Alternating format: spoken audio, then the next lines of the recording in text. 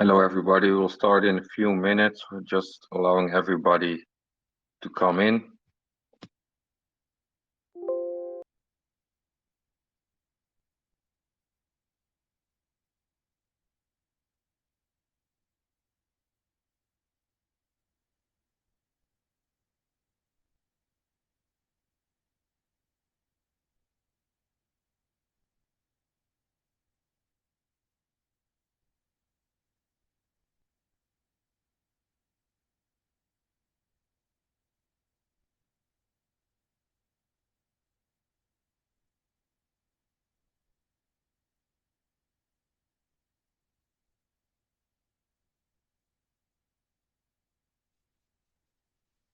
Hello, hello. Good evening, good day, good morning.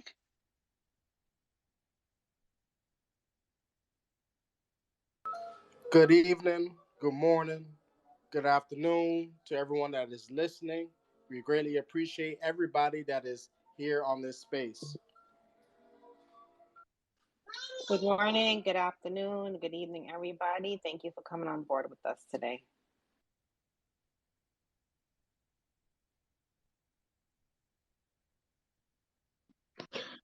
As humanity extends its reach into the universe, we will most certainly need a multiplanetary currency, a fair currency that represents us all. That currency is Dogelon Mars. We are the Dogelon Warriors, a group of dedicated individuals who aim to assist and propel humanity into the next era. Join us on our mission to make Dogelon Mars the currency of the future, and welcome to the Dogelon space. I am Sejant Eebster. I'm co-hosting today with Crypto Brown, Glastier, and Charlene. Welcome everybody. And we also have BrainYield as a speaker today as well.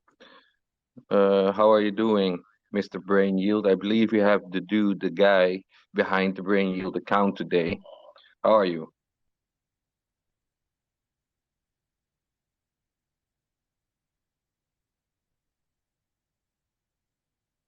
In case you don't know, you have to press the unmute button.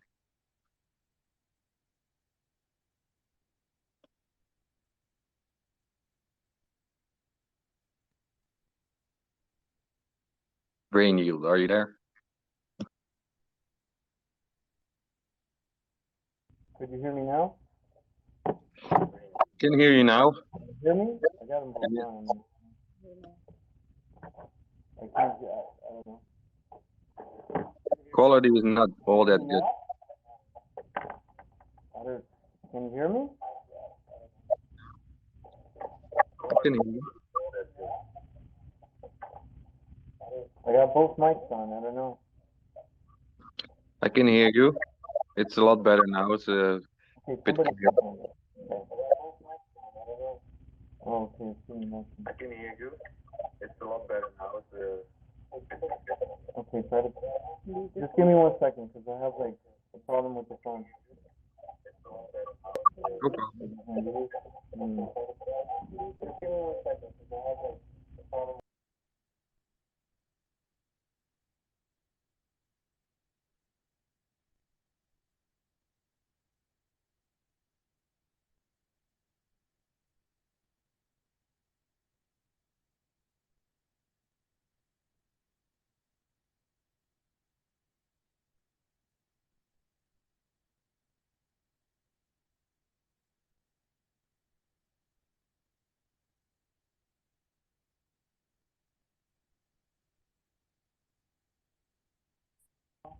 Okay, can anybody hear me?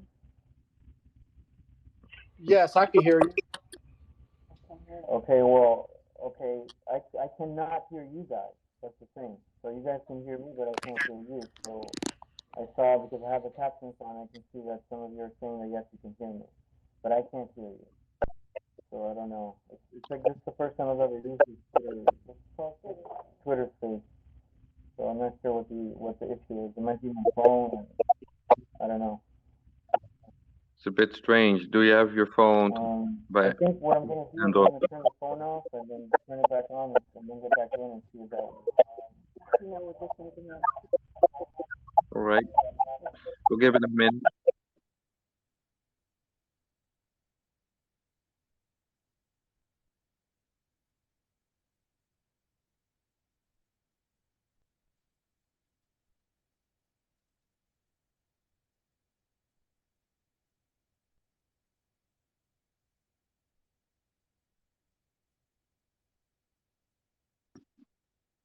So while we wait, Huxley, go ahead. Is there a specific question you have? Let me just say, can you hear me? Yeah, I can hear Right you. on. Hey, I just want to say, man, I am happy to see a Dogelon space, man, because I have been searching high and low, and I never see any. So I seen this for the first time today, and I just wanted to say thank you for opening the space. Whoever's the host, thank you. I appreciate it. I really like this project, and I want to see it succeed. So it's definitely good to see a group of people in here. Congratulations to the Dogelon folks. So let's get this shit going. Hey. Uh, All right, I'm gonna try again. Can you hear me now? Yes, everything sounds clearer. All right, perfect. All right, so I mean, I didn't hear anything that you guys said at the beginning. I guess you introduced me. I did that analysis on Dogelon for you, so you know, go ahead and like you can start asking like the questions that you have sent me in the Telegram. Sounds good, man. But before you begin, I would like to say to Huxley, thank you very much. We do this every Tuesday and also Thursday. We have a Dogelon space, so tune in if you want. We also have the recordings up, so if it doesn't fit your time schedule, you can just come in and listen to the recording on your own time. All You right. know what? So, Actually, sorry, not to interrupt you. Just a real question. How do you actually find those recordings? Because, like, there's this dude I follow on YouTube. He's kind of like this guy that likes to talk about Dogelon a lot. And he actually mentioned that to me, too, as far as the recordings. I'm not super new to Twitter Spaces, but I kind of am. But how would I go about finding those recordings, please? They are inside our tweets, so you can find it every day in the tweet itself. And also Crypto Brown and Charlene put them up on their YouTube channel as well. And at some point we will start putting it up on our own YouTube channel at some point as well. But there are a few avenues you can find them. Cool, thank you. You're welcome. And you can search for hashtag Dogelon space. all right. Okay, so I introduced just a tiny bit Mr. BrainYield. I said that the guy would be behind the BrainYield account. So I would like to ask you if you could introduce yourself as well and who you are.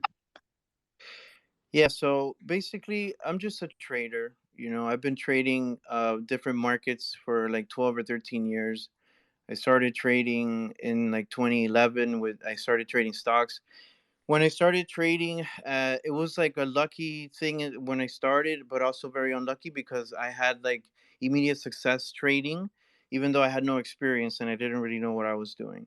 And that was cool because it got me hooked onto the idea that I wanted to become a professional trader, but it also, you know, gave me like a lot of like false self-confidence about like my abilities and what I could do in the market. And so I struggled a lot with trading for a long time, like for years. It took me like I think it took me like somewhere like between 8 or 9 years like to be profitable trading, and then another like 3 years after that like to consider myself like a good trader, you know. And um so that's like my background with this. That's how I got into like, you know, crypto. It was through that. You know, I did hear about Bitcoin like earlier, like around 2014, but like a lot of people, I didn't buy it at those prices, and I didn't hold it when I did buy it. I sold it too early, like everybody else. But I got into this mostly because of the background that I already had, like with trading and markets. Um, you know, that's just about me. And then like about a year and a half ago, I started like a private Telegram group with a friend of mine that I met on Twitter. And the purpose of the group was just for me to like share with people, you know, the way that I look at the market, and you know, how to read charts, how to analyze like on-chain data, all this type of stuff that we do on BrainYield. And but we were doing it just with like a group of less than 100 people. And after doing that for like 6 or 9 months, like, and the feedback from those people was like, hey, you know, this is awesome information. Like, you know, I'm doing everything for free. I'm teaching things that I had to pay for to people, but doing it for free. People just loved it. And, you know, the whole purpose of me, you know, doing that was that I just wanted to share, what I've learned with people, because I had to learn it from many different people, and some of it I did have to pay, but a lot of it was also free. People just giving up their time, in a forum or in a Discord or a Telegram group, just giving up their time just to teach you something that you don't understand. So, it's important for me to try to do that as well, so that's what the BrainYield thing is about. That was our second question. What is BrainYield exactly? Is that you sharing your knowledge to the communities and show what is possible and how you can see Right. things? So the BrainYield thing came from like just that group of people inside the private Telegram that we've had for like 9 months, and I run that with like my business partners that's doing BrainYield with me, and it came from the guys inside the Telegram itself, that they wanted something more.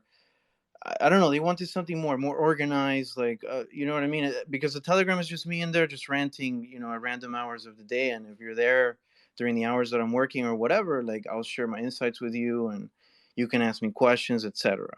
But that's not that's not like a website where you can go and there's a library of information to access on these topics, which these are like topics on the internet that are the good information about them is very difficult to find. I mean, I know that myself because of my experience. So, that's just the purpose. But it came from like the group itself, that they wanted it. They wanted it. So, why not? Yeah, that sounds really cool. It's just an enhancement of what you're already doing, of course. So, Exactly. Yeah. Also, that too. I mean, that was, of course, that as well. yeah, great, man. So we saw yesterday that you posted a thread up about Dogelon, and it looks very advanced. So some of our traders, investors don't know the terms you specifically use in those threads as well, or in the thread on Twitter. Yeah. Can you explain what you meant with exchanges plus convergence is neutral? Yeah. Well, before we go like into the metrics themselves, I'll just tell you like that software that I'm using is the name of that is called Nansen. The website for that is nansen.ai, and it's just like it's a SaaS, it's a software as a service that looks at on-chain like data of the different blockchains like Ethereum and Binance Network and Polygon, etc. They get all the transaction data from these blockchains, and they create like different metrics for the tokens themselves, using this data. So that's Nansen is a big, it's a whole thing. Like that little part of Nansen that I use to do the analysis, for example, on Twitter, it's just one of like 30 or 40 like tools inside of the software. It's just one of like 40 different ones. So and then that one tool, which is called, that one tool that I use for the analysis, that's they call it token god mode. And then inside that tool, when you put the token address inside that tool, there's like 11 different metrics that Nansen will like crunch the data for you. And basically what I'm doing there is that there's 11 different metrics, but not all of the metrics that you find inside, in my opinion, are like good for gauging like like bullish or bearish bias. There are some of those 11 metrics, like 3 or 4 of them are more for like research purposes, like if you want to look at the history of like where the token has been, like in which wallets, and to think like forensic accounting type of stuff. And you can't, you don't really use it, it's not as clean to use for like deciding like bullish bearish bias. So I don't use all 11 metrics in token god mode. I only use 7. And that's what I'm doing. Like when I do these Twitter analyses on the different tokens, I'm always showing just the same 7 metrics. And it's coming from Nansen. I don't want anybody to think that like that I'm doing that with my own, that I coded that and that's my own thing. It's a software, and anybody can use it. And part of the thing that we're going to do in the BrainYield website is teach people how to use Nansen and how to do all that themselves. So you don't have to you know what I mean, like wait for me to tweet you something. That you can just go and figure that out yourself. Anybody can do it. Yeah, Nansen is pretty elaborate. You can also do the same on the NFT market, right? Exactly, that's right. Exactly. So the same token God mode feature is they also have it for NFTs. And that's I'm going to in the website we'll have like explainers on all these things, and that's a lot of the work that we're going to do is there, because it's very easy to use and it can give you like a real edge in the market. But okay, but you asked about the what does it mean, that first metric that I show, which is hold on, I got it right here. That first Exchange, metric. What's that? exchanges and Right. convert. Right. So the first metric is showing you in the last 30 days which entity has more of the token supply. Is it DEX traders, individuals like me and you, speculators, or is it exchanges? Which is where you have to go in order to acquire tokens, right? So who has more of the token supply in the last 30 days? That's the metric, right? That's the question that the metric answers. The way to interpret the metric is that it's considered bullish when DEX traders are holding more of the tokens than the exchanges are. Okay? That's a bullish thing because hold on one second. Can you still hear me? This thing's running out of batteries. Yeah, for sure. All right. That's a bullish thing because, when you think about it, when you buy a token, why are you buying it as an individual? Why are you buying a token? You're buying a token because you're speculating that the price will go up. No one buys a token to speculate that the price will go down. That doesn't make any sense. So you have to think of it that way, like for this particular metric. Who is holding more supply of the token over time, over the last 30 days? What's the trend there? Is it individuals, speculators, people who are interested in the token price going up? Yes, that's bullish. Is it exchanges? Just custodians, you know what I mean? Like that they don't care which way the price goes. They make money anyway because they're making money on transaction fees. They don't care about that. They're direction neutral. If the trend is showing that they're the ones holding more over the last 30 days, then you can consider that to be bearish because it means that individuals, speculators are depositing these tokens onto exchanges, and generally you would expect them to be doing that because they want to sell. Okay.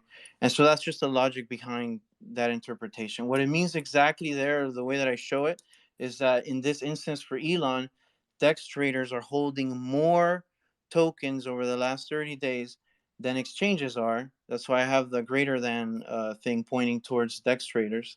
And then plus convergence means that the gap is narrowing. Okay. So the reason it's neutral is because while it's true that individual speculators are holding more of the token supply over the last 30 days than exchanges are, yes, that's true. But this trend is reversing itself. Okay. The lines are narrowing, coming, they're going, if they continue on that trend, then they will flip.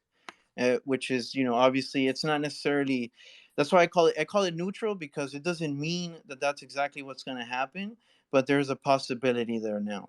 Whereas if they were not converging, if they were just going like parallel to each other, it would just be perhaps slight bullish.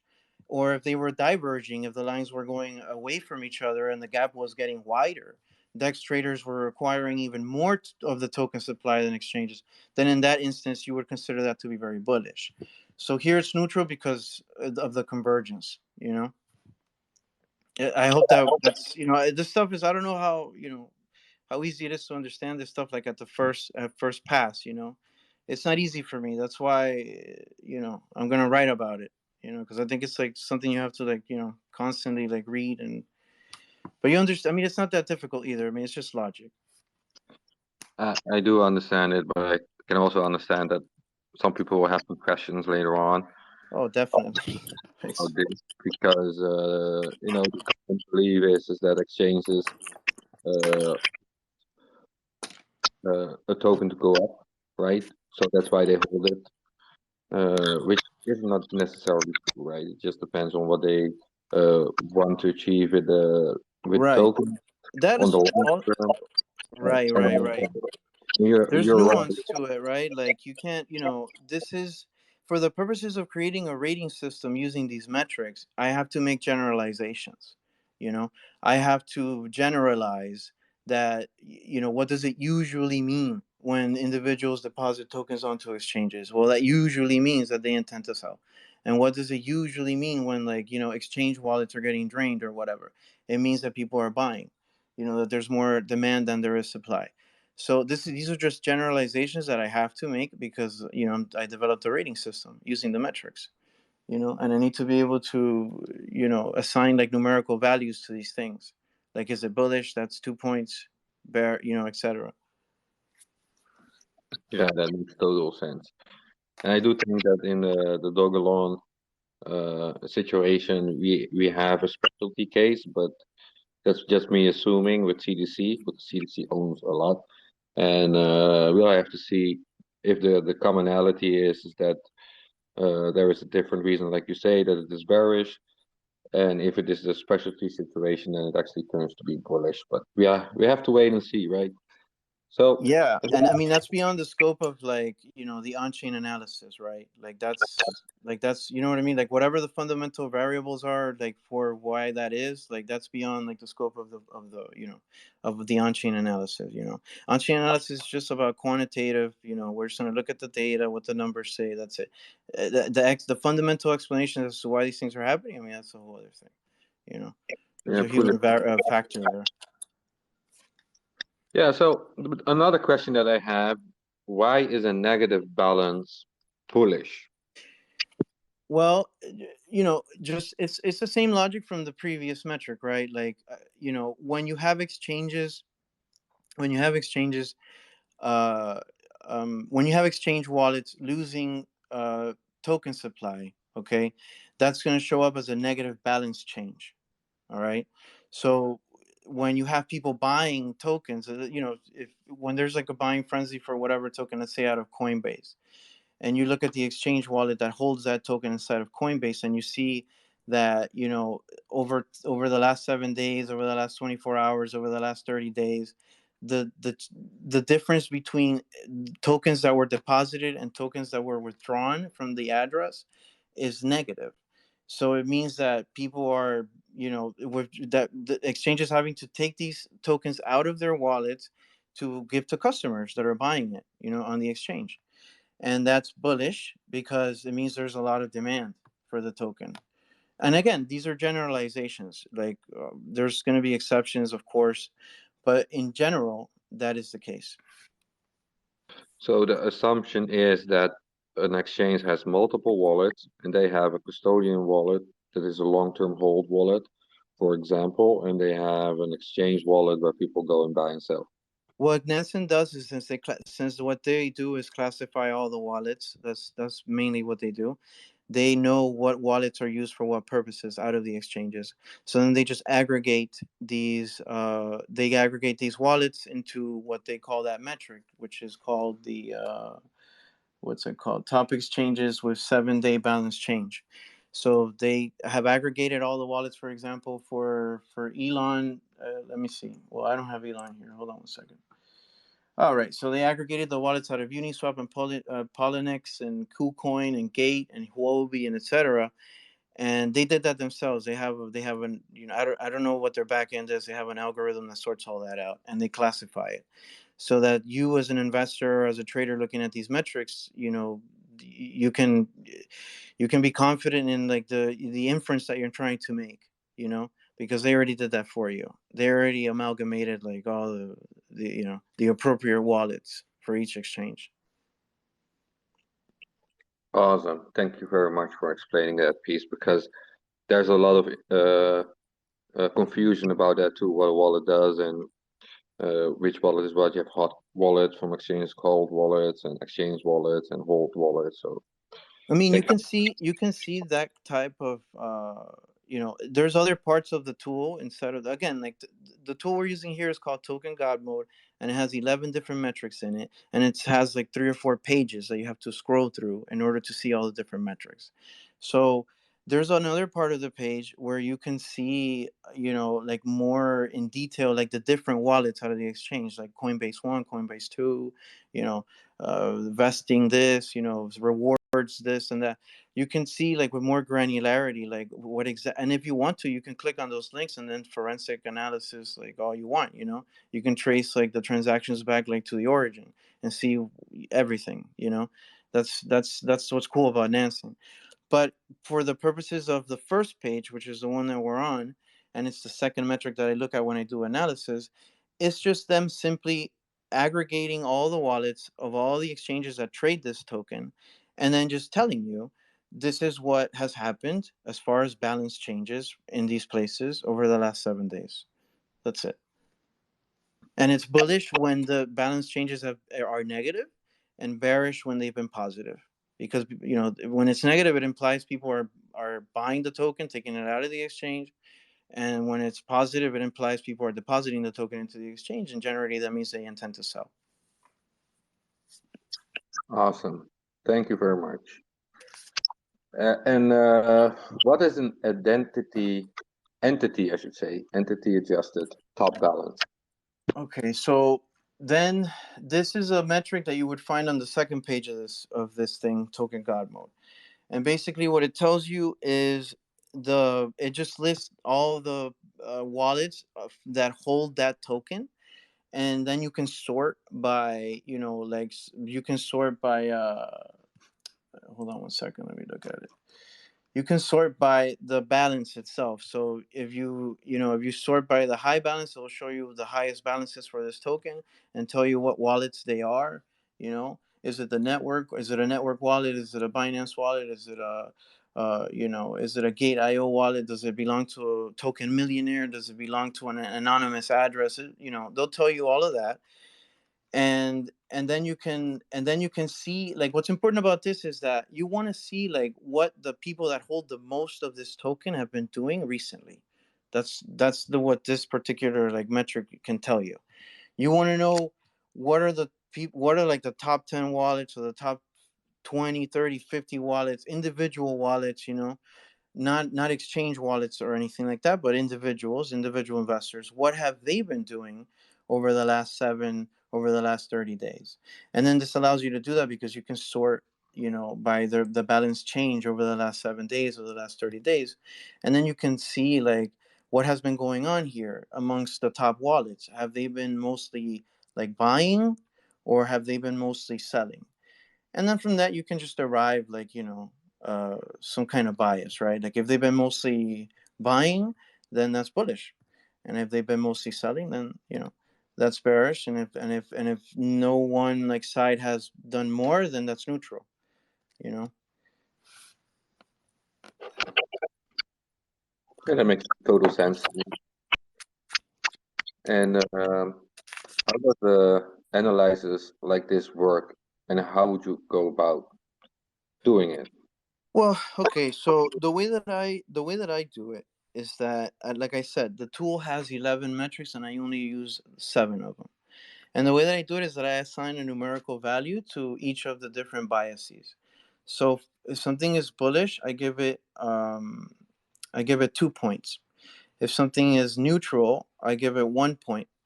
And if something is bearish, I give it 0 points. So I go through these 7 metrics and I determine, what is the bias for each one and what is the numerical value. And then at the end, I just add it up. And since it's 7 metrics, or what is it? Oh, I'm sorry. It's not 2, 1, and 0, actually. It's 1 point for bullish, half a point for neutral, and 0 for bearish. So when I add up at the end, since 7 is an odd number, a 3.5 is just a straight neutral. Anything below a 3.5, like a 3.0 or below, is bearish. And everything above a 3.5, like a 4, 5, 6, and 7, those are all bullish. Those are all bullish biases. And so that's the way that I do it. That's the way I use the metrics. In your post, you said there were 7 points out of the 8 being bullish, right? For those 7 is the total maximum number that you can have, because there's 7 metrics, and the bullish bias only gets maximum 1 point. So the best score that you can get is a 7 out of 7. You didn't get that though. No, it didn't get that. Well, Elon didn't get that. But to be honest with you, I don't think I've done a token yet that has gotten a perfect score. I don't think so. And I've done like hundreds. So could you also take on a little deep dive and explain the overall metrics a little better? Um, It's a difficult question, I understand. well, okay, well, you already went through the first one, right? About the token supply, who's holding more DEX traders or exchanges. Then we also did the other one about what are the exchanges that trade the token, like what have they been doing? What's up with their wallets? And then we talked about the top balances one, which is like we just want to know like with the people that have hold most of the token, like what are they up to? Then the other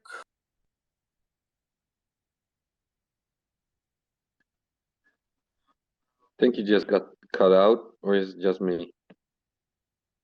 Yeah, I can't hear him. Okay, let's see what happens.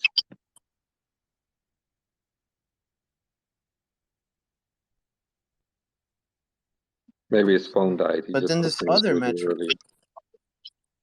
something disconnect. So we didn't. Yeah, I didn't hear you for Oh. I think 30 seconds. Oh, you didn't hear me for 30 seconds? Oh my god. All right. Well, okay. What was the last thing you heard? What was it? You were just saying that you explained two of the metrics, and you were about to go into the All right. metrics All you right. All didn't right. explain. That's fine. All right. So we already went through the first couple metrics. You guys know what that is. One that I didn't talk about was the line graph that shows up as the third tweet in the thread. And it's a line graph that is showing you what the token balances on the exchanges have been doing in the last 60 days. And like this one is like it's a little bit redundant because there's already another metric that tells you what has been happening in the token balances, but you'll notice that that other metric is just telling you something about the last 7 days. This one gives you a little bit more data. It gives you 60 days, right? So with this one, what you want to see is that you want to see like downtrends on these lines. So you want to see downtrends on these lines because that's going to represent, people taking tokens out of the exchanges and the exchange wallets, like losing supply because there's high demand. So that would be bullish. Like if the lines were all sloped to the bottom right corner, if they were downtrending, I would consider that bullish, and I would give it like 1 point here. When they're flat like this, like the one for Elon, as you can see, like it's mostly flat everywhere. All the exchange lines are all flat. That's neutral. It's not telling me anything. I don't know what it is. I don't know if it's bullish or bearish, so it's neutral. And when they're uptrending, if they were going up, then that would be bearish because it would represent, people depositing these tokens onto exchanges, and now the exchange wallets are like ballooning, with supply. So that's another one of the metrics. Another metric we didn't talk about is number 4, which is the entity adjusted negative balance changes. So you asked about that. And basically here what it is that you want to see this is different from top balances, because top balances is giving you like it's not giving you like the full like list of token holders. It's just like it cuts it off at a certain point. Like it gives you up to a certain number of tokens, and they just want to give you like the top balances, maybe the top like whatever, I don't know, 10% or something, or 20% of balances. Like that's what you're dealing with in that metric. But in this metric, you're dealing with the entire anybody who holds even just one token is going to show up here. And what you want to see here is you want to sort that by like the change in the last 7 days. And what I like to do is that I like to see what people have been doing with the token in the last 7 days. People who have been selling is what I'm interested in, because I want to know, when I'm looking at this, like for me to consider it bullish, I would want to see that, okay, well, the people who have been selling this token for whatever reason, like I don't know the reason why people sell. Like maybe they want to take, maybe they're in profit and they want to take some, or maybe they're at a loss and they want to cut their loss, or whatever their reason. Like I don't know why they're doing it, but every token gets sold every 7 days. There's always people selling the token. What I want to know is, these people who are selling the token, are they losing their conviction on the project? Like, and I can determine that by seeing whether or not they retain like bags. So if I own like 1,000 of the tokens, am I at least keeping half or something? or if I own 1,000, am I keeping 300 at least, like 30%? That's my cutoff, like 30%. I consider it like, bullish if at least 30% of, if I would consider it like that you kept your bag if you kept at least 30% of of your bag, which you can see here. The metric lets you see that. It lets you see like the previous balance and then the new one after the balance change. So this metric here, I sort that way, and then I just like count to see like what percentage of people who have been selling in the last 7 days have been keeping bags. What percentage? I consider it bullish if more than 50% of people have done so. So when I sort by top sellers, which is what I'm interested in this metric, I do top sellers. Let me see who are the top sellers, and let me see like if they've been keeping their bags. And then I count it and I see, okay, well, 50% of people have kept them. That's bullish. Okay, it means people are still interested in the project. Maybe they're just taking a little bit of profit, but they're not interested in selling at these levels. Whereas if I see the opposite of that, like under 50% of people keeping their bags, that's going to be, that's bearish. Now people are losing conviction. So that's that metric. And I think that there's only like 2 other metrics that I didn't talk about, which are easy to explain. Number 6 is seniority distribution, which is just a bar graph showing you like here what you want to see is you want to see that the majority of tokens, which is the case here with Elon, you see that the majority of tokens are held by addresses that have been holding the token for the longest period of time possible, which in this case is like more than a year. So that's bullish because it means that it has a strong, community, not just community, but it has a strong investor, base, a group of people who are, optimistic about the future price. That's so optimistic that they're not selling, and the majority of tokens are held by those people. So this one is obviously bullish. If it was different, if it was that the majority of tokens were being held by people who just got into it like 7 to 30 days ago, and this project is more than a year old, that's telling me that this is like speculative traders, maybe.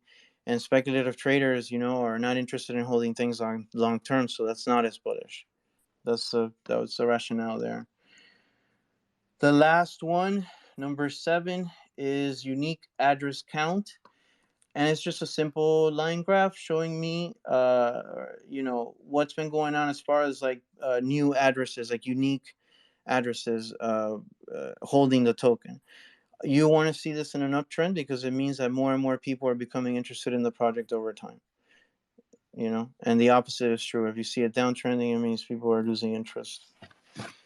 And that's it. Those are the 7 metrics. So how would you read all of this for like the short and the midterm? What would you say?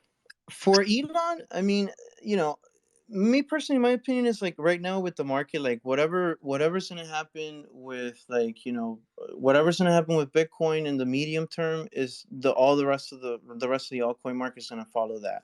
So like right now, and when I say medium term, I'm talking about just like the next like month or two, just this quarter, Q2.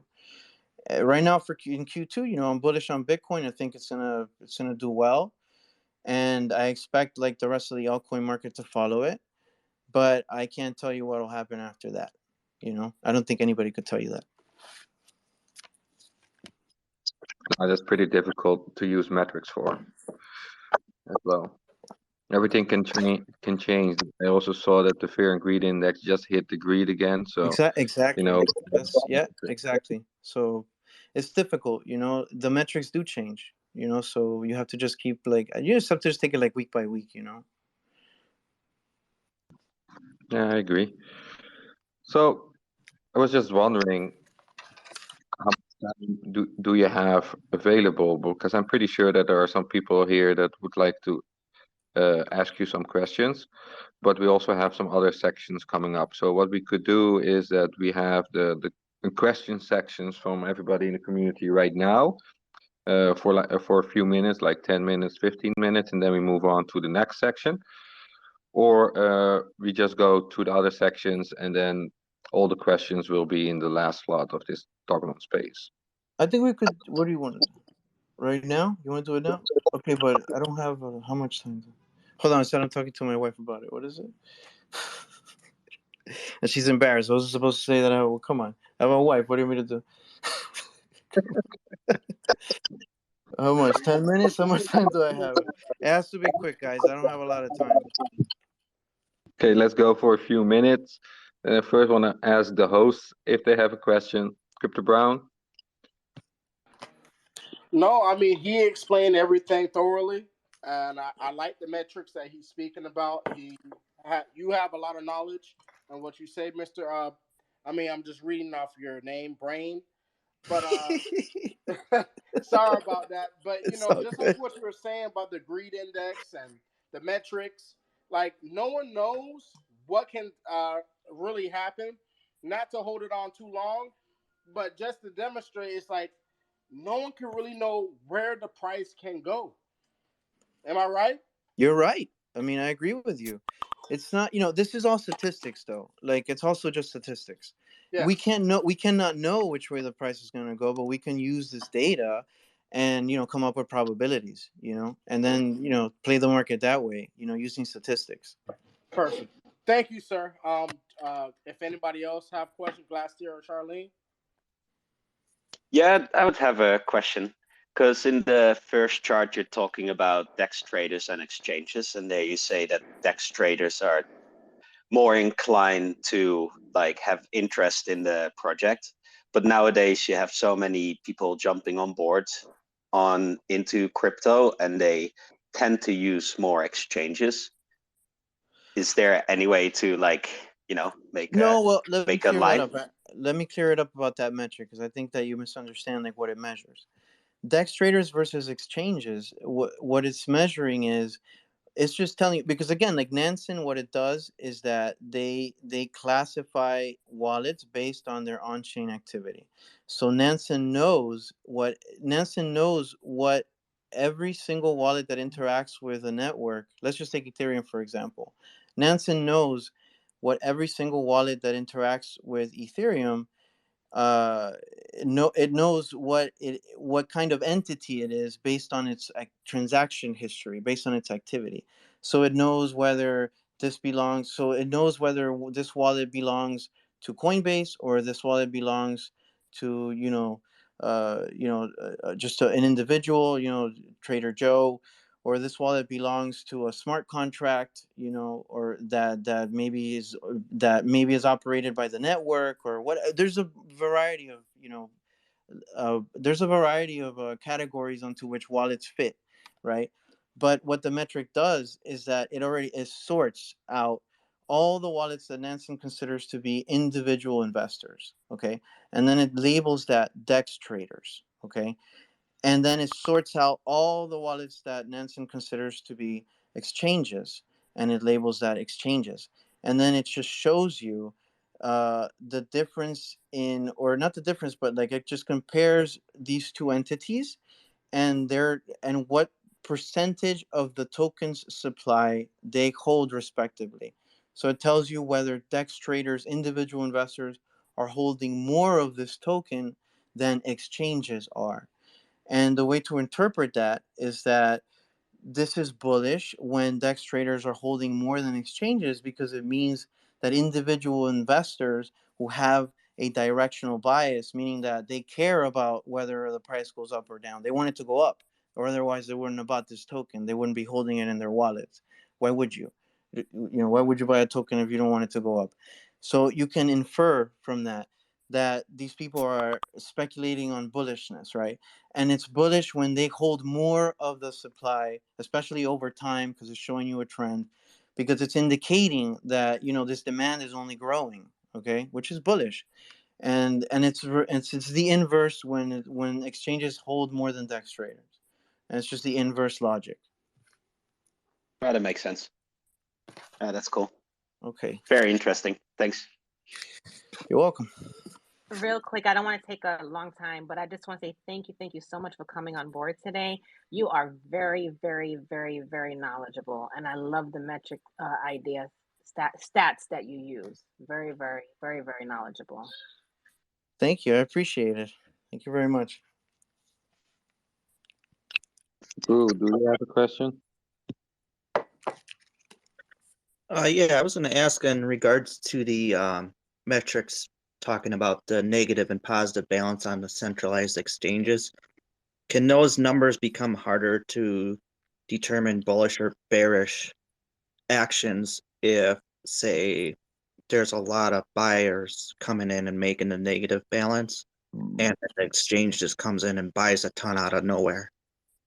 Well, the thing about that is that this is updated in real time.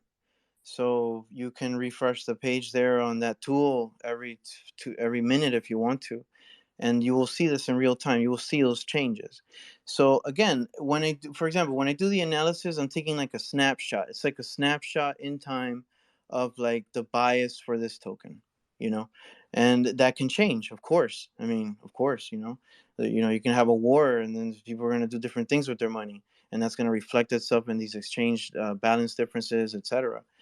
But it's useful to get a general sense of like how the market feels about it in that moment in time, using on-chain metrics, which are totally objective, because it's just numbers. It's quantifiable.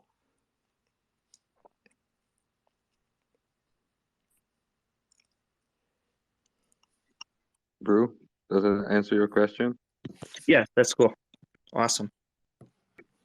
Okay, All right. so I didn't get any request for speaker yet, but if you have a question, this is the moment. Otherwise, we'll let Mr. The Guy go his merry way with his wife, because apparently she's waiting on something.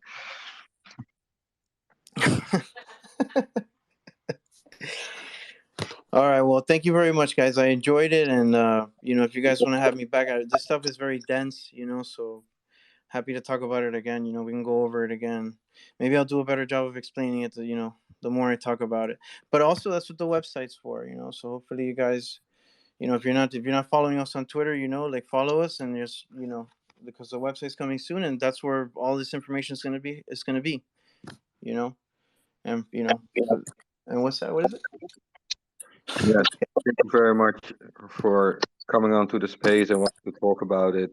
It really means a lot to us. We always try to see if people want to back up what they say, and I think you did a very well job there explaining the metrics. And for me, it makes a lot more sense what you tweeted out. We do have one person requesting speaker here. It's Trey Brady. So he will have the last question, and then we'll let you go. Okay. All right, sounds good. Not really a question. Just wanted to give a shout out to the guy. It was great to hear all the information that you had to give. You're welcome. You're welcome. It's my pleasure. Hopefully, I'll be on again, and we can talk about it more. Well, I'll see you in the Telegram. Oh, who's this? What's up? You on the Telegram? Yeah, it's Trey. Come on now, man. Who's this? Who's this? Oh, Trey Brady. Oh shit. Come on now, man. What's up, Come Trey? on now. Trey, I'm a fucking boomer and shit. I don't even know what's going on. Yeah, I know. It's crazy to hear your voice for the first time. Blew my mind a little bit. All right. Well, you already know, Trey. You already know. Let him know. Let him know what we do in there. Hey, BrainYield's leading the way on TA. I'm telling you. Yeah, man, we're gonna do the best we can, bro. It was hard for me to learn all this stuff, so I'm happy to share it with the community. Without the community, I wouldn't have learned how to do any of it. So, Yeah, for sure. Same here at Dogelon Warriors. With the community, we can't do anything, right? We depend on each other to learn and to find whatever is needed, what we need in that specific moment. And thank you very much for coming on.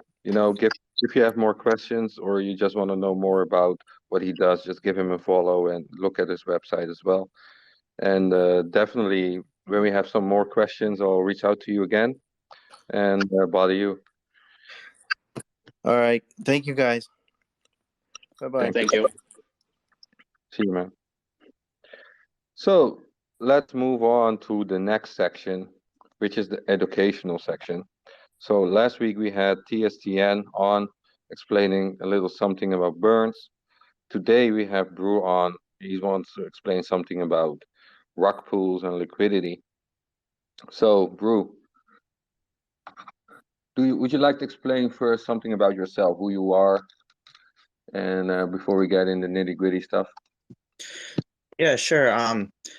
I've only been in crypto for maybe about a year, but I've been learning a lot pretty quickly. Don't consider myself an expert. Nobody really can. It's just a matter of the knowledge you possess and knowledge you keep gaining the more and more longer you go. Um, First really what got me into crypto was I was trading stocks on Robinhood, and then the whole uh, thing with Dogecoin, and I started looking more and more, and eventually I found a Dogelon, I'm sorry.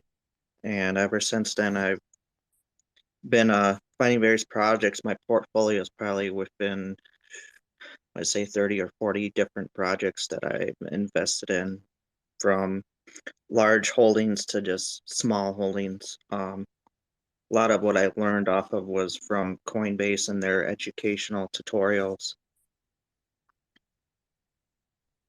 Awesome. Thank you for explaining that. And you're, of course, also part of the Dogelon Warrior team, right?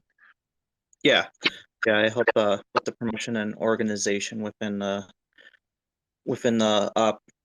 community there, and I'm mainly in charge of the Facebook page, which I'm trying to update, but of course Facebook is being stupid right now and not letting me. Yeah, it's a bit weird what's going on there. So, you've been also part of Dogelon Warriors for the last 8 months, I believe, right from the start, or 9 months. How old are we, Dogelon Warrior team? I don't know exactly the date. Doesn't really matter, you're a valuable member of the Dogelon Warrior team, and we really appreciate you. Also, that you want to come up as well to explain a little something about rug pools. So, before we go into the different facets of it, can you explain what a rug pool is? Yeah, typically a rug pull involves either the creator of a token or a dev team, in which it's involves their sudden removal of the tokens from whether it's the liquidity pool or their own wallets, that suddenly drops the price and the value of the token down to zero, and people are unable to either sell or swap it. Typically, this does happen mostly with DeFi projects on the DEXs. So, could you explain what the various types are of the rug pools that exist in the crypto world? Sure, there's three types, three types that are mostly used. You have one type which involves the stealing of the liquidity itself. That in typically you have a pair in a liquidity pool that involves the token that was created and the one that it's paired up with, and depending on what change, BNB, Binance for Binance, and Ether for your Ethereum. So what they do is they go into that and they pull out all the let's say in this case it would be they pull all the Ethereum out and basically leave the coin that they created worthless. You have your one that's more secondly famously known, which is a pump and dump, where you have the devs or the creator creates a bunch of hype, which basically increase the value of the token, and then they come in and sell all the assets that they hold themselves in their wallets, which brings the value down to near zero. And one that you're probably going to start seeing a little bit more of is the limit sell orders. Basically, the creator or the dev creates a code in the contract itself that limits either how much you can sell or what price you can sell at. So then what they can do is they can sell the tokens themselves little by little to make it seem like people are actually trading it, when in fact nobody can actually sell their tokens. And then once they build up enough where they feel they made enough money off the people, that's when they pull everything. So that would be called like a soft honeypot scam. Yeah, honeypot's the perfect thing. You would honeypot was really popular where you couldn't sell anything, so you would only see the price going up and then up and up. But now people are gotten onto that, so now you're seeing more of the limit sell orders, and we don't want to get that confused with a lot of the projects that came out. You don't see it as often anymore, the rebase, and that's just a whole nother topic. I advise anybody, like, be very careful with rebase, because you have to really know what you're doing to get into those. Yeah, or it needs to be very, very trusted and known. Of course, there are a few rebase projects out there that are very well known and respected, but it is definitely being used now in the scam world as well, because it just takes a trigger basically, and you lose all the value that's in your wallet. You just lose the amount of tokens that you have. It will drop it 50% or even more so, and it can basically just clean it out based on the token construct. Yes. And a lot of things too with the rug pulls that have the limit sell orders or the honeypots is you're going to generally see those ones where you see that their gains are like an insane amount percentage, like, 4,000% within, 24 hours. That's when you got to really look and make sure to check that it's not a rebase project, or that it's just a definite red flag that it's going to be a rug pull. Yeah, 100%. And I do have to include here that the term limit sell in itself is not a bad term. It's something that is being used on all exchanges and swaps as well. It just means that limit means that a certain target has been set, and you can either limit buy or limit sell based on your own prerogative. And you also have market buy and sell, which is you don't set a certain amount that needs to be hit before the sell or buy order is being evoked. It's just that with these type of scams, the limit sell is incorporated into the contract, and it will automatically sell DEF tokens on that amount. I think that squid token one was a limit sell rug pull, if I'm correct. I didn't look into the squid one personally, but if you say so, I immediately believe you. There was they used multiple techniques. I know, of course, it was definitely a pump and dump, but I think eventually they put something in there with a limit sell. Yeah, and that's why we look at the ownership of the contract, right? Because the moment that it is renounced, we know that the contract cannot be changed anymore. Yeah. And if it's not renounced, then the dev can always put in a new function on the spot. Yeah, and especially they're getting smarter now, and they're putting a lot of backdoor features into the contract that nobody recognizes. Yeah. Yeah, for sure. Being a deacon in the crypto space is becoming more and more dangerous, for sure. So let's move on to the Dogelon Mars part, right? Because in the beginning days, like the first month, it was we saw that a lot, right? We saw a lot of people thought Dogelon Mars was a scam or could be a scam. And how can we actually see that Dogelon Mars has some features that makes it rock proof? The two most common features, and a lot of people are sure have seen me talk about it before, is you have the liquidity pool that is on Uniswap for Dogelon that is locked, and you also have the Dogelon contract itself, which is renounced.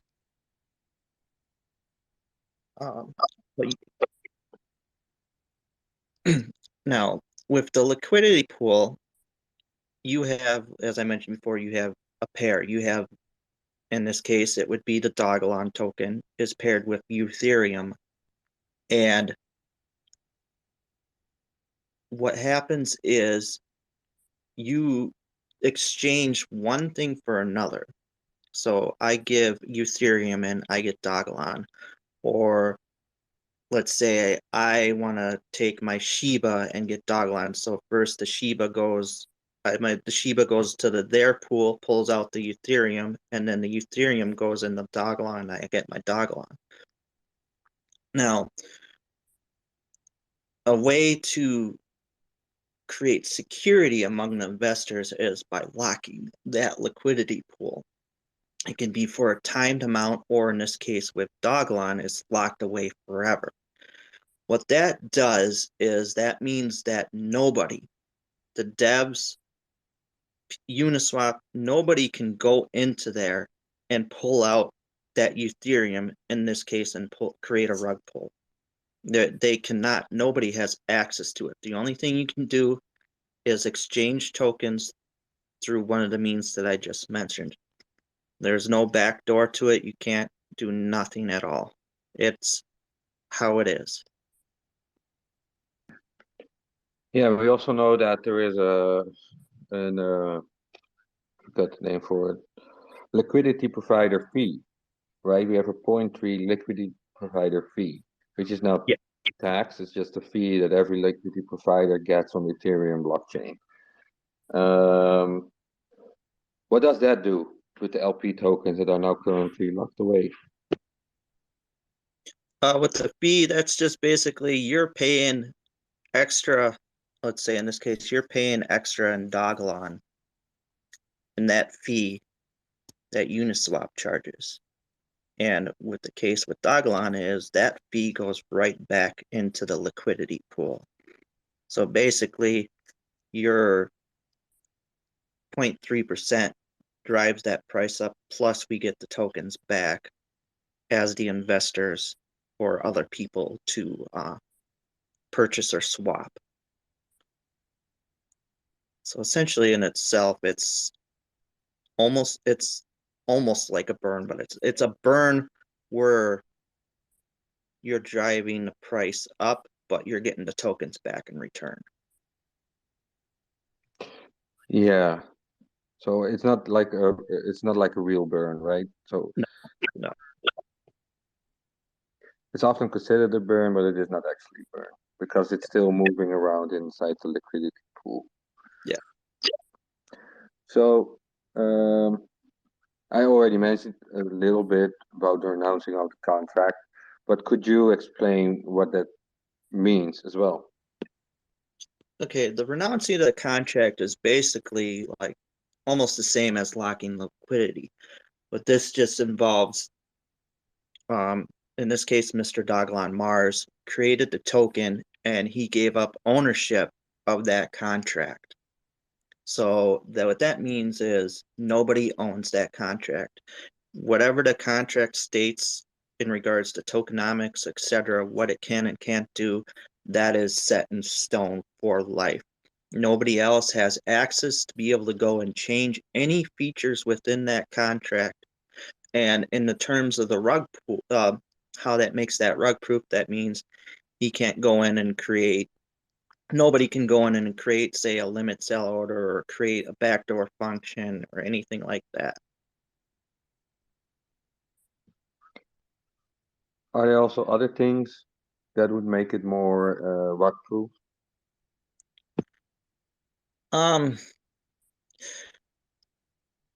Just the project's length being around alone can add value to proving it's not a rug pull. Rug pulls typically will only operate in very short time frames, to anywhere from 45 minutes to going back to say the squid token only lasted a couple weeks. Dogelon Mars has been around for almost a full year. You're not gonna see rug pulls operate that long because they subject themselves to being exposed more easily over the longer period of time they keep operating. All right, thank you very much. I'm just wondering, I didn't ask you before, but would you mind to answer some questions from the community and the host as well? And would you have that rather now or after the news section? I'll wait till after the news section. I am going to add in though, indirectly, some features that can show that Dogelon Mars is not a scam or will operate as a rug pull. You have, first of all, obviously, the Missoula Foundation. I mean, they're a very reputable non-profit organization, and they are not going to risk the company's integrity by backing a project that is going to be a scam or operate a rug pull. That's plain and simple right there. I mean, that's enough proof that, you know, you're going to have someone supporting a project like that. That's security in itself. Another reason, crypto.com. Crypto.com is one of the largest exchanges out there right now. And they are not going to risk their company by potentially backing or supporting a project that can be a scam or a rug pull. And I'm only going to talk about facts, but if anybody cares, I have a very exclusive theory on why CDC chose to list Dogelon Mars, and it has to do with something that the devs did that was mind-blowing to convince them to be able to list it. But as I said, exchange such as crypto.com, if they thought something was screwy with Dogelon Mars, they would have never even considered listing it.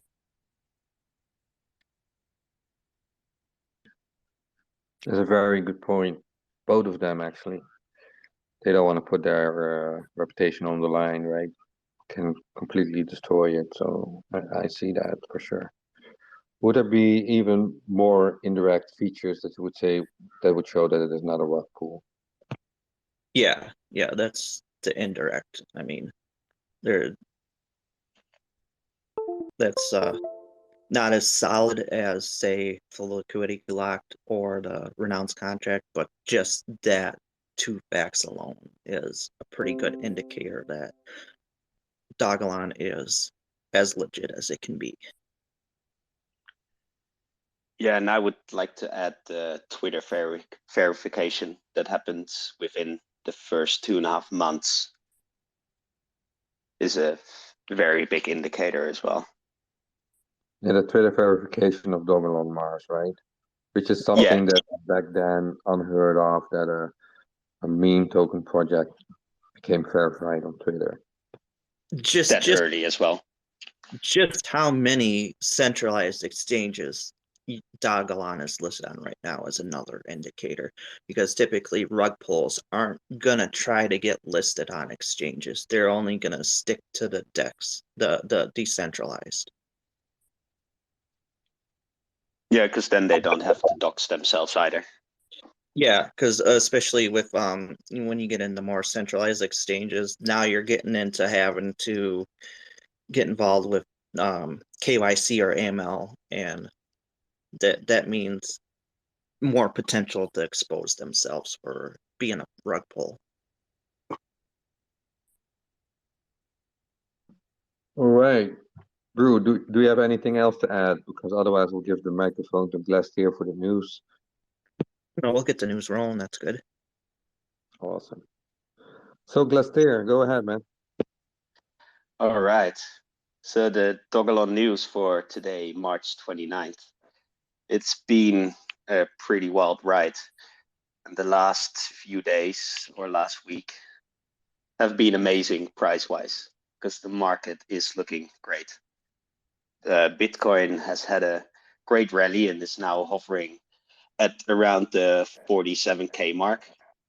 We're still not in the clear, but everything is looking very, very solid. And the fear and greed index is at 56 at the time of writing, which is one of the highest scores we've had so far this year. I think it went up to 60 earlier, but it dropped down a little bit, but that's of course all good. Dogelon Mars reacted amazingly to all the market events and has risen to almost 55% since our last Twitter space last Tuesday, which is of course pretty damn cool. And I'm expecting a lot more in the weeks to come. Then the Dogelon Marchants NFTs are getting well received by the looks of it as well. Social media has been buzzing with Marchant tweets, and their tweets for asking 500 retweets got answered within 3 days over the weekend, which is absolutely amazing because the weekend is generally pretty slow for Twitter. I'm very excited for what they will bring us this week with their Discord, with hopefully some new sneak peeks, with the release of the mint price and so on, and hopefully some ideas of what to come in the future. Then next, I don't know if it's ever gonna end, but I don't think it will end until the whole crypto industry has actually adopted Dogelon Mars. But until then, we will definitely see more listings, just like what SimpleSwap did on March 23, and Simplex did just a few hours ago today.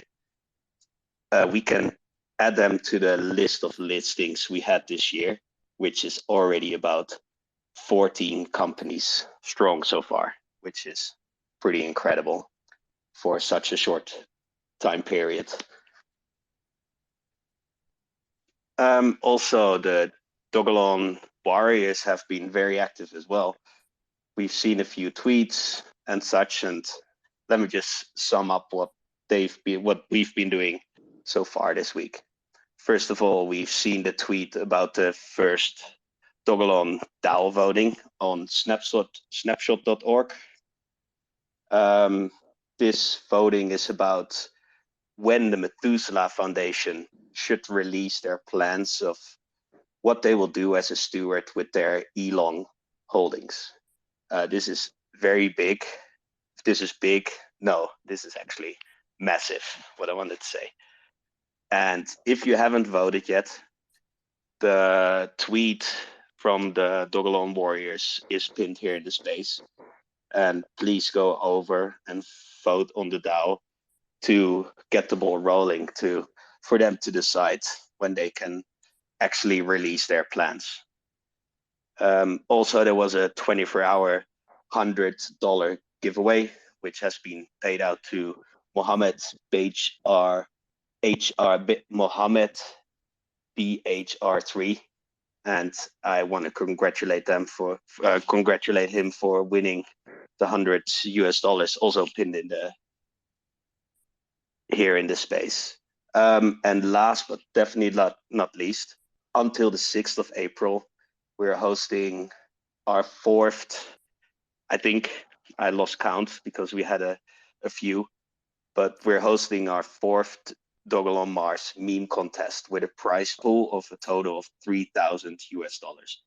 This is absolutely massive. This is the biggest prize pool we've had so far, which is all provided by generous donations of Dogelon holders. So please get creative and let's flood the world with our awesome memes. This tweet is also pinned here in the space. And then to finish off this week's news, there's one more big thing I want to touch on. And this is that crypto.com has finally raised their daily limits on their app significantly. They've actually went from a few million a day to many billions. I've checked it a few times since the news came out, and the daily limits I got given range from about 72 billion to 90 billion Elon that can be traded every 24 hours. Of course, these are numbers we should all be able to live with. And I highly recommend to give crypto.com some appreciation for their wise decision, and hopefully they can actually lift all limits pretty soon. I think that's it for the news this week. If I missed something important, please raise your hand and bring it up. And without any further hold up, I'll hand it back to you, Sergeant. All right, thank you very much. So I want to add something to what you also stated about the vote, the DAO vote. Just want to explain a little bit something in case you're not familiar with DAO votes on Snapshot. Snapshot is a very respectable organization, and the DAO works in a fashion that it looks at the specific block that you made the vote on. So if you put up a proposal there, you basically save the state of every Elon holder on that specific moment in time, and those people can vote. So if the vote or the proposal is out and you start moving your holdings for the snapshot itself, because it is a snapshot, it's like a copy, like a picture, it won't show up. So I want to give that little bit of information as well, that if you are currently on an exchange and you want to vote and you move your tokens off the exchange, you won't be able to vote. I need to add that in. I did mention it in the tweet. I'm just not entirely sure if that was clear to people. Secondly, you don't put your tokens on the actual snapshot. The only thing that it does is that it looks at the content of your wallet, notices that you have some Elon in there, then you pick your proposal or your choice, I should say, and then it signs a message with that specific amount of tokens on it. It's like a piece of paper. So nothing happens to the actual wallet. The wallet itself remains the same. It's not staking either. It's really just looking, oh, you have this much amount of tokens, okay. You want to sign for this choice, okay, that's it, right? It's like setting your signature. So that's what I wanted to add to it. Anyway, it's something that we discussed, was something cool that we could do right now. So I hope you guys enjoy it. And if you cannot vote or do not want to vote, that's not that big of a problem right now. I do like the amount of votes that you have on it, right? It's a lot, right? We're past 150. I think that's way better than I actually already expected, and now I'm hoping that we're going over the 250 because I had another Twitter giveaway out for that, because I really enjoy seeing how the community is coming together to make that specific choice, and yeah, I wanted to add that to it. So that being said, I would like to give the word to Crypto Brown. He has something to mention as well. Go ahead. Thank you, A Pastor. I just wanted to really say, man, with Dogelon Mars and I believe Brew Crew, he was speaking about, with CDC and how they would not have any other tokens on their exchanges at all if there was, rug pull or whatnot. But at the end of the day, Chris, the CEO, is following Dogelon Mars. It's much more bigger than what you guys think, and I know you guys are seeing like a small view of what you guys are new investors are seeing. But at the end of the day, this token, Dogelon Mars, is not just any other digital currency. I just don't want to keep on repeating myself, but with this whole NFT, 10,000 that will be minted, which means when you buy one and get minted, you want to hold on to dear life. I'm not a financial advisor, but I just don't want you guys to just hop into this space and just thinking that you're just gonna be millionaires overnight. It's not gonna happen like that, you know. Uh, and again, just like what Brain, the other speaker that was up here. Sorry if I didn't say his name correctly, but he was stating facts. Not everybody is going to know when the prices are going to go up. It's all speculation, and you can look at the charts. If you guys look back to where Bitcoin was in 2009, it wasn't even a penny. Most other digital currencies that jumped out, that was like Yearn Finance. It shot up to, it was at $500 at listing. Coinbase on the stock market was at 250 listing. But You have to understand the price gradually moves. We will hit our all-time high or we will hit a bear market. But the world, there's two things that you have to understand. Senator Loomis, she just signed that bill with the crypto regulation, and then Joe Biden with the executive crypto regulation as well. Those are main factors that is in play.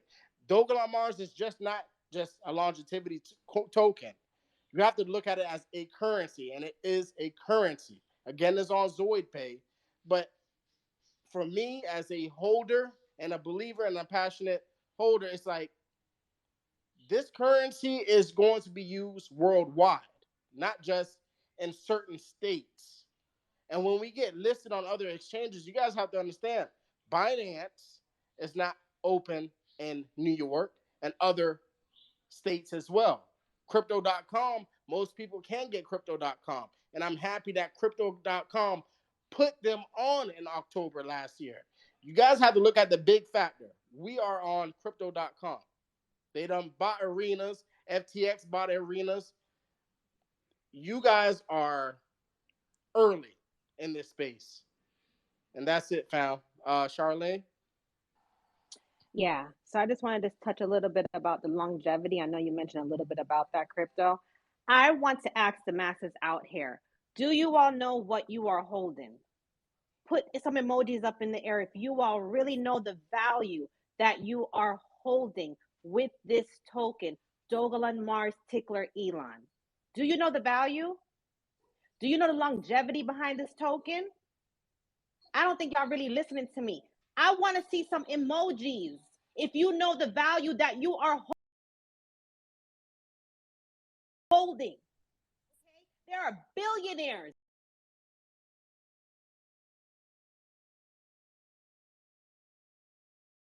behind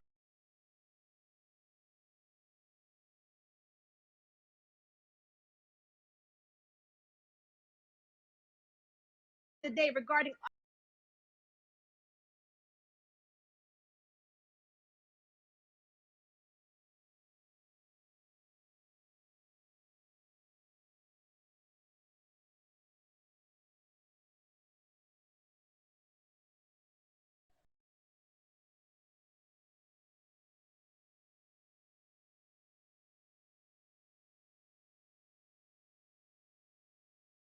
I know me. I want to see my great grandkids.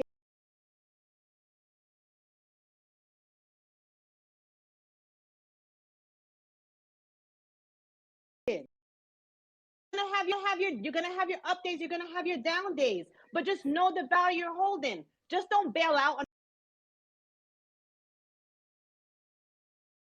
the token like that.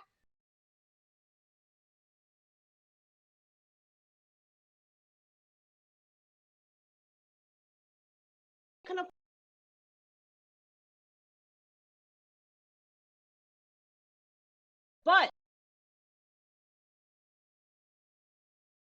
what you that's all I have to say. And you're absolutely right, Charlene. But before we go, I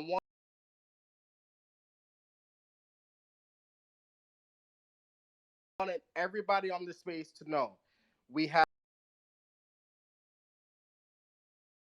tomorrow night at 8 p.m.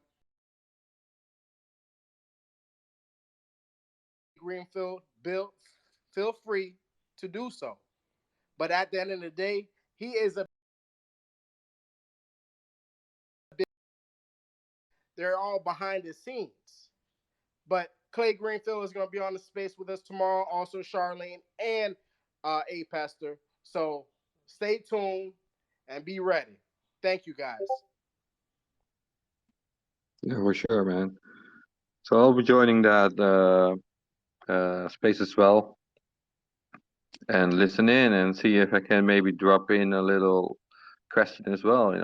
I'm very interested to hear what he has to say. Mr. A Pastor, he got some questions for you, brother.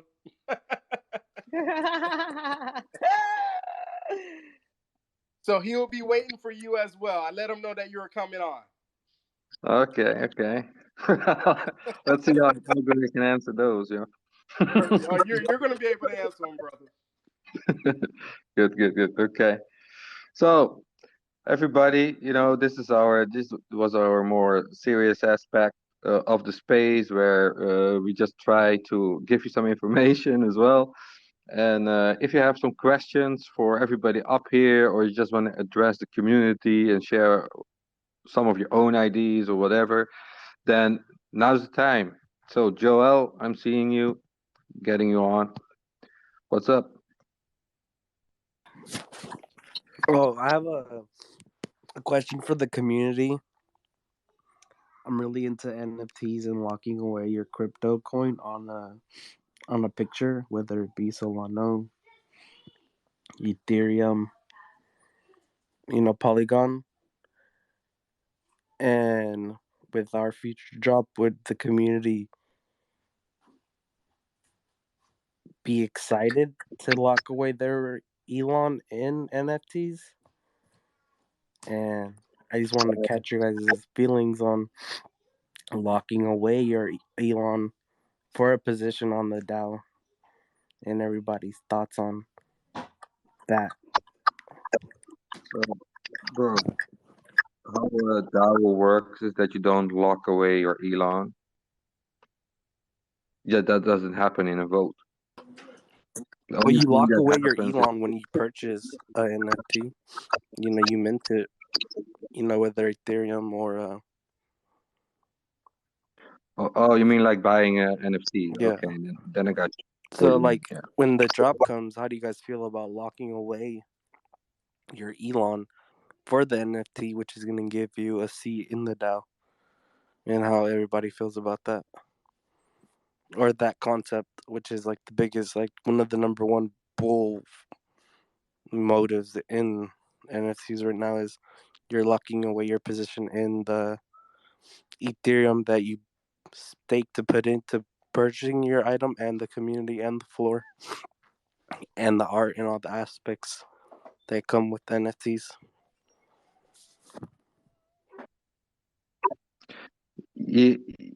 Yeah, I'm sorry to say, but you're using a few terms not in the correct way. Like you can stake the NFT for sure for whatever utilization, and we did see that for the Dogelon Martians, there is a possibility you get a seat on the DAO. We just don't know yet what it means. It can be an actual seat that if you don't have the NFT, you can't vote, or it can be a boost on the vote. And you have to buy it for sure. So that could be Elon, like you said, or Ethereum. But it is not like locking away that you're buying something. So I just wanted to add something on that. But everybody can answer this question from Joel. I don't think that I am the correct person here to give you that answer, right? Because I'm extremely bullish on Dogelon. So I think somebody else from the community needs to ask that, or answer that question. So if you want to ask Joel a question regarding this, or you want to answer it, raise your hand, press that speaker button, and I'll get you up. I think he's referring to the whitelist, getting on the whitelist. Whitelist isn't, you're not locking anything away. You're just getting early access to the NFTs. As far as buying NFTs, you do not have to use Dogelon to buy it. You can use anything. But the value of the NFT is going to be probably measured in Dogelon. Go ahead, Deontay. Hey, what's going on, family? I'm in motion as always. Happy to see Dogelon Mars on this uptrend, well overdue, and just excited for what's in store. But to answer Joe's question, in my own opinion, uh, I don't think that you would lock up anything. I think it's really just holding a position when you purchase a NFT, rather than through Ethereum or if we're able to buy it with Elon. But either way, in my opinion, I don't matter to me. I'm getting it anyway. Whether it's if I have to buy some extra Dogelon just to get the NFT, or rather I have to use Ethereum. If you look at it and you consider it as being locked away, you know, I mean, that's a different way of thinking about it because if you're not going to sell it, then you're pretty much locking it away yourself until you're ready, you know what I'm saying, to do whatever you want to do, from my understanding. But me personally, I don't see myself giving away a jewel and a diamond such as Dogelon Mars NFT away to anybody, especially by it being the first 10,000. I mean, that's right there is a jewel and something to hold on to. You know, not giving no financial advice or telling you what you should do, or anybody that's listening in. I'm just speaking on what I would do and what I plan on doing as being a holder of Dogelon and being a part of the community. I'm not letting something that valuable go to anybody. So definitely it's something great for the community to hold or have. And just, if you're able to get it, many blessings for you to be able to get it. But I know my eyes is on Dogelon Martians and any update that may come, so I could be one of the first, few holders to be able to purchase the NFT to support the community. Thank And not to cut you off, I just wanted to say this. I know a lot of new investors that are here, they're in it for the money. I understand. But this is deeper than that. And a lot of people may be shaking their heads, but you have to understand digital currency is the now, the present and beyond. This is not just something where, okay, you're going to make some money, this and this. No, there is true value in digital currency. This is why NFL players are getting paid in digital currencies. Where I'm not going to say Bitcoin, I'm saying digital currencies. So yeah, you may, want to sell, but it's not about selling. It's about believing in what you hold. I believe into Dogelon Mars. You got to understand, I came from another community. And what I mean by coming from another community, I still hold their tokens, but a token that has real utility.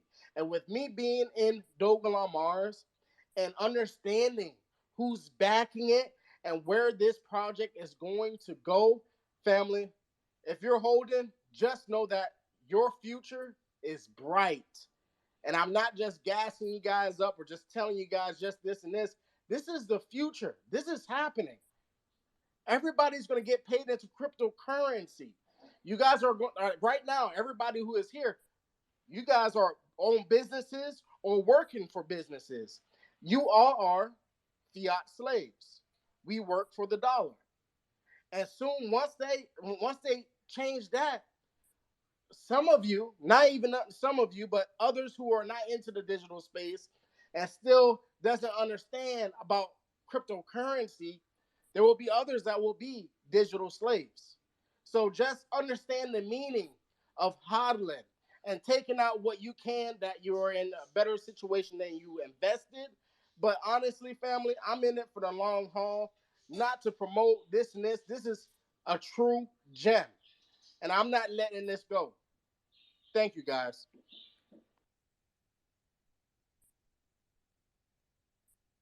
Yeah. I want to ask my question again.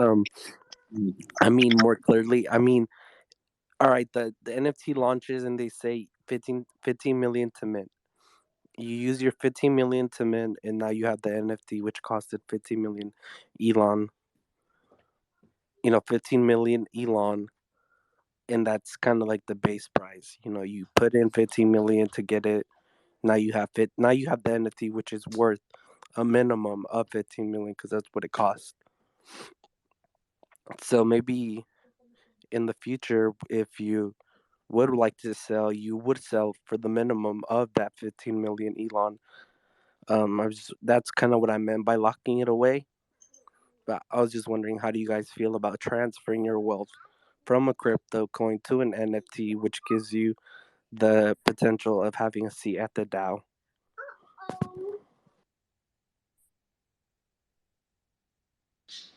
Honestly, I don't feel like it's a bad idea. Everything is the new innovation. If you're going to transfer your wealth, basically your Dogelon Mars, And when you say minting means you're going to buy an NFT. Okay, you're buying the NFT, and that's going to have a store of value of its own. So, I don't understand if you're trying to say if you're going to sell it when it has a lot more value. What are you trying to say, Joel? I just kind of I'm asking like, how does the community feel about transferring just their crypto coin into NFT, and maybe I didn't really think about selling if the price of the floor of the future NFT would rise, but would you sell your seat on the DAO for a profit, or would you Uh, continue to hold? I'm gonna be honest with you. I'm not gonna tell you any advice because I'm not a financial advisor.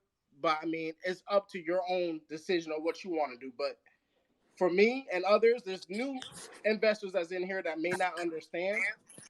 But I'm leaving it there. Hey, Pastor, you want to say something?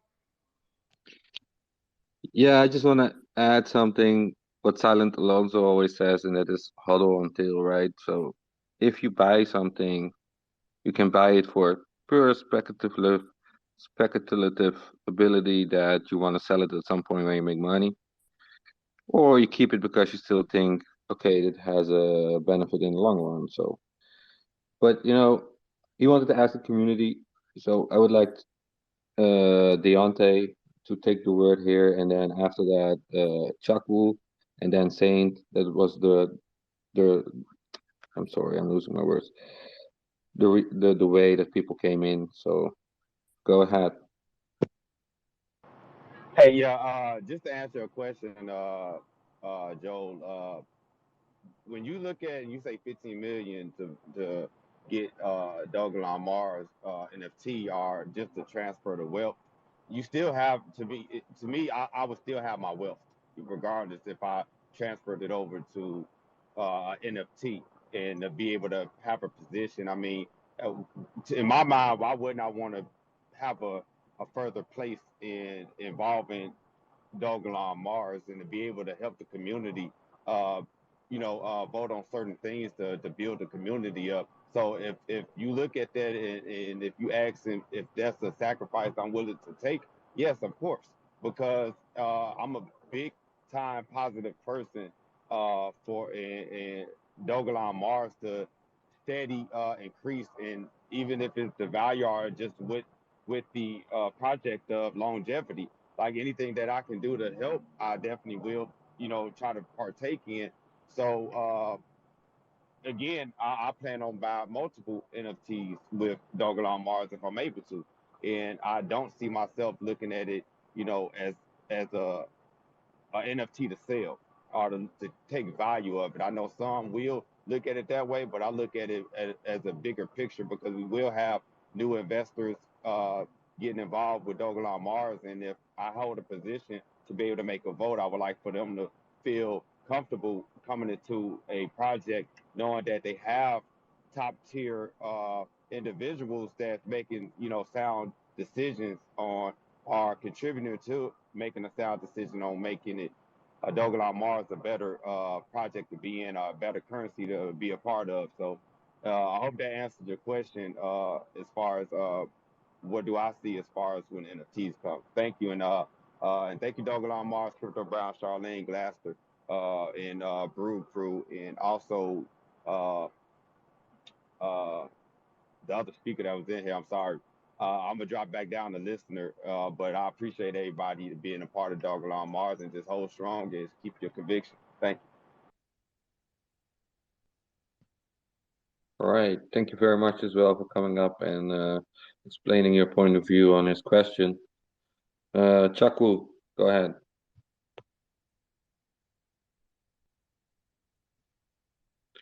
You still there, Chakwu? Yep, I'm there. Hi everyone. Uh Sorry, I was trying to get a message down to someone. Well, I just hopped on this platform. Can you guys hear me? Yeah, we can Hello? hear you. Yes, we can. Alright, good. Okay, so I just hopped on this platform, on this space. I haven't been on this space, so I just going through the like articles you guys hooked up. Well, I feel like for me, I feel like Dogelon has always been like a unique uh, a unique coin with like a very different roadmap entirely. So anyone who like have or like have the coin should try to get an in-depth understanding of what the the organization, the company is actually um, working towards to like for now uh, it's not really much.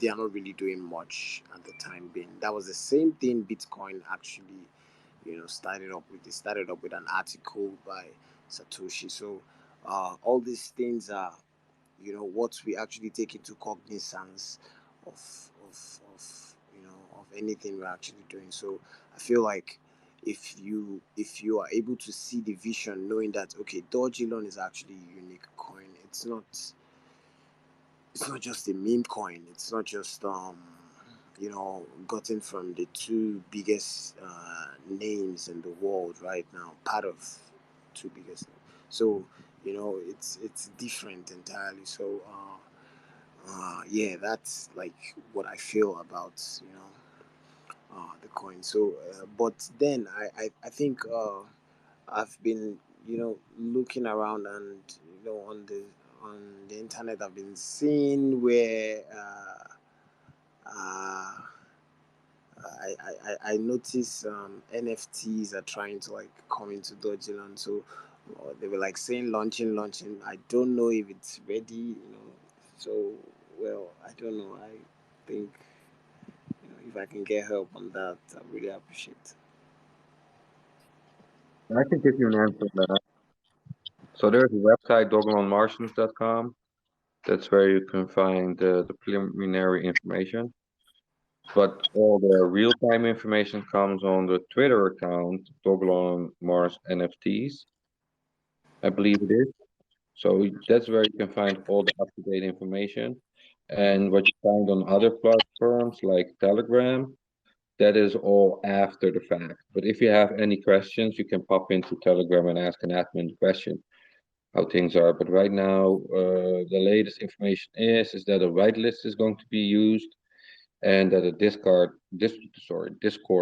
is going to be released for the NFT specifically.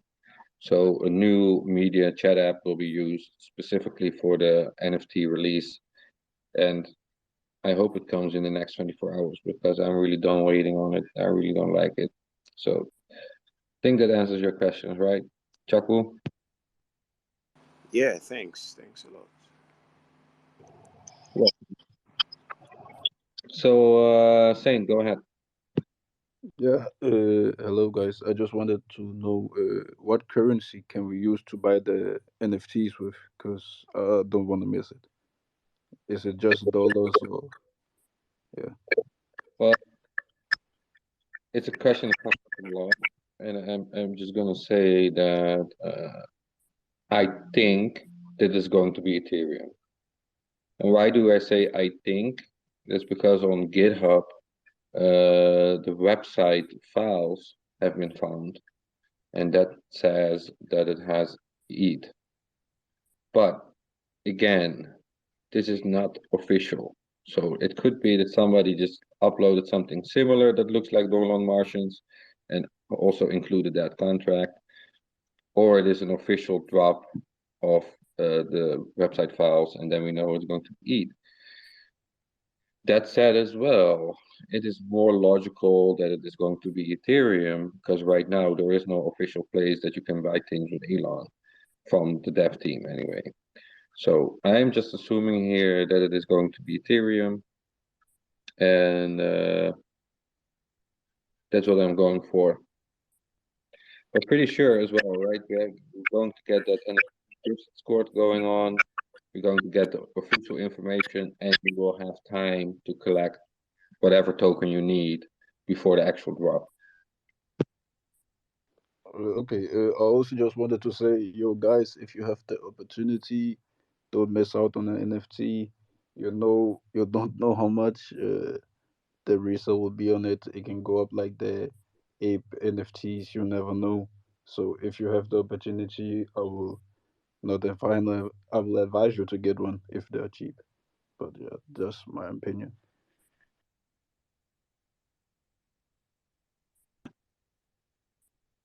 Yeah, I agree, of course, right? But like I said, I'm extremely bullish for Dogelon. That's why I put so much time in what I do. So, you won't hear very often from me anyway something negative, unless it is like a question that needs to be answered, right, Paolo? So that can happen. But yeah, if anybody else has questions or want to say something, so we got Spenny coming up. Go ahead, Spenny. Oh, I just wanted to say thank you all. I'm actually somebody who suffered from 2 brain injuries, and so I really love the work of this coin and the donations that were done. I've used meditation and yoga in order to find myself again and walk up 2 mental health battles to find my true self. And I urge all of you to do that. And I love you guys all. Thank you so much. Thank you, brother. Thank you all. Thank you. Thank you We are here all. for you. These are tears of We're all a joy. family, brother. Oh, can I share with you the method in which I use to find self again? And to connect to sir. the creative intellect, the sap of life which flows through all of us, creating us from the inside out. It's an amazing, wonderful philosophy. Just by watching the breath, which the mages and mystics and gurus said, you can put yourself on the side of the river of thought. And if it's heading towards a waterfall, isn't it wonderful to be on the side of the river of thought? And when you watch the breath and you give the monkey mind or negative Nancy a part-time job, then what you can do is you can ask who you are, and you can see that you are an atomic mass of a net that has more space and things, that's tethered by silver strings between the Southern Cross and the North Star. And you're strung. If you go outside in the night sky and you spin around, you'll see the North Star is not spinning, and in the Southern Hemisphere, the Southern Cross is not spinning. So that's direction we're all spinning. And so when you watch that and you watch the mind, you can ask next, what do I want? Now, I'm a gold panner prospector. I like to get out and pick up pretty rocks and gems and stones. I also collect coins and crypto because it's a coin. Why not collect it? It's fun. Just like stamps. Anyways, here's another thing. An NFT is just another stamp. It's just a way to put currency into an image or whatever. And then you can take all those, you can build an Autobot out of it. Anyways, I get augmented off of my train of thought. I want to tell you, once you ask that and you get an answer from the still small voice that only answers you when you've quieted the mind, you write it down. And then you ask again, the still small voice, what do I really want? And you refine and define the answer to you based on the information that you have. And I'll tell you, what I do is I do this in the morning time, and I do this in the night. And if you do this and you think of, before you ask these questions, what you're grateful for, the simple little things, like I think about even the fact that I'm alive and I can think and read, because I couldn't read after my first accident. I couldn't read the words on the card of what to do after you get into an accident. Here I am talking to you. Here I am reading my name. Just know that you are blessed, Spenny. Oh, You are blessed, you are and you are gratefully to be all here, sir. angels. You're all Listen, connected Spenny, you are through destined the to sap be of here. You are life. destined. Yes, sir. You are Beautiful. Thank you. I got to mute. You are too, brother. And that's how you do it. You just refine and define that answer, and you ask it morning and night. You do that before you go to bed. You'll have the most sound sleep you've ever had in your life. Oh, bless your golden hearts. Bless all your golden hearts. And may you be richer beyond your wildest dreams. And may you be richer than Elon Musk or Bezos or Branson, because you know how much enough is. Spenny, I understand. Thank you. I know you're talking about wealth, but you know what? When you are recovering from the 2 surgeries that you had, you are here for a reason on this earth. Well, okay? We want you to know you are here on this earth for a reason. I'm blessed. And you know what? We are chasing generational health. Generational health. Because this is what others don't understand. People had surgeries. People are dealing with illnesses. And this is why we are so bullish on Dogelon and with Methuselah Foundation backing them. It's so much stuff is behind. The guy talks like he's got more than one of his rats running in his brain at a time. He do. He do.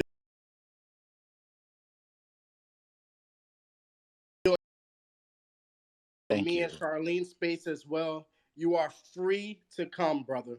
And we love you. Thank you very much. Well, I love you guys too. Thank you, and I feel blessed to be here. Yes, sir. Thank you. Hey, Pastor. Thank you very much as well, Spenny. I really appreciate it, and it's good to have you with us as well. And you know, it's what you say with the Methuselah Foundation. Things happen that normally wouldn't happen, and it is also the goal of Dogelon Mars, the crypto project itself. So, thank you very much for coming here and telling us the impact that it has had on your life as well, and how you are in life now, and actually went through an amazing miracle with the meditation that you did. So, thank you. May I add one more thing? Go ahead.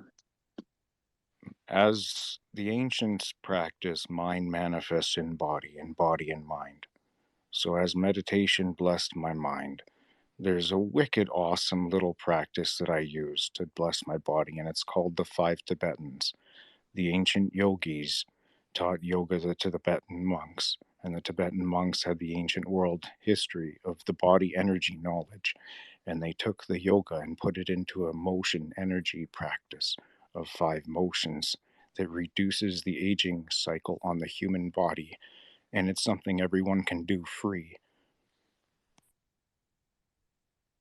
We love it. We love it. If you can't just send that to my DM, I'll read that too. Well, if you look up the Dalai Lama and Tibetan monks, you look up Dalai Lama breath exercise and 5 Tibetans, there's one on YouTube already. And it's helped me. It's an ancient exercise, though. It's a longevity practice. I'm sure those young-looking gentlemen in the Himalayas practice it. I haven't been there myself. I'm not blessed as a world traveler. I'm a simple man, but I love you guys, and I hope one day to travel the universe as a Martian. You will, Penny. Here's my thoughts. Maybe a rocket blimp with LiDAR technology that has near object avoidance with weather detection, that can fly around the universe with a geodesic dome, that can collect rare tropical tree cuttings of fruit from around the world with space tourism. Oh, that would be cool. Anyways, I got a lot of weird thoughts from the creative intellect. And just to say this before we might end it, I just wanted you to know, and everyone on this space, a lot of us is here to make money, which I understand. But you don't know who is in the crowds or who are in the spaces that need to hear what's going on, who really understands. Dogelon is really behind a lot of medical science, medical and science, and space. So think about when you guys do go on the spaces and whatnot. Think about there's other people who may have just got out of surgery, and they're they feel like home when they come to Dogelon Warrior space. They feel like home. They feel like family because what Methuselah Foundation, and the thing about it, you guys don't even know David St. Clair. These people aren't just talking just to talk. They're really actually working. And longevity will be here. We have people who does have illnesses and diseases. And people are gratefully to be here to listen and witness this to happen in history. Some people wasn't able to even be alive, or, they passed away. God bless their hearts. But you have to understand, like what they say, this is a mission token, but not just that. We're all in it for generational health. I want that reverse agent. Thank you. Thank you, guys. So, I had another speaker come up. Good luck. Go ahead, man. What would you like to add to this space?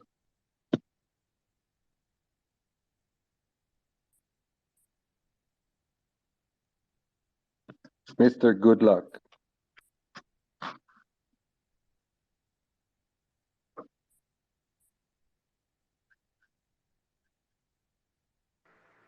Good day, everyone. Good day, everyone. Hello. Good day, everyone. Good day, everyone. Hello. Good day. My name is Good Luck.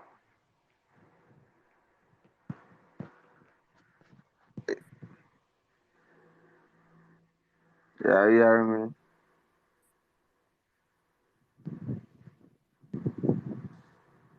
Thank you for wishing us good luck, Mr. Good Luck. I want to appreciate everyone. Yeah, and it's, it's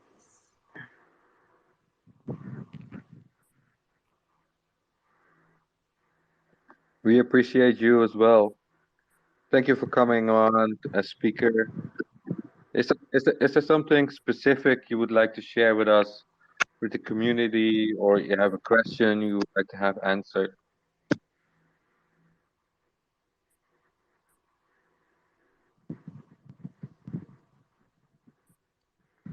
yeah. Yes, I have a question, and I also want to add something to the community.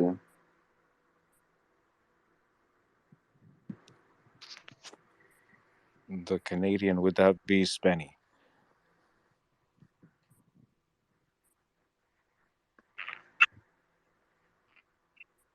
Okay, good luck. I think your connection is not all that great. So if you have a specific question, maybe it's better to shoot me a DM and I'll try to answer it from there. So we can ask some other people to speak, if you don't mind.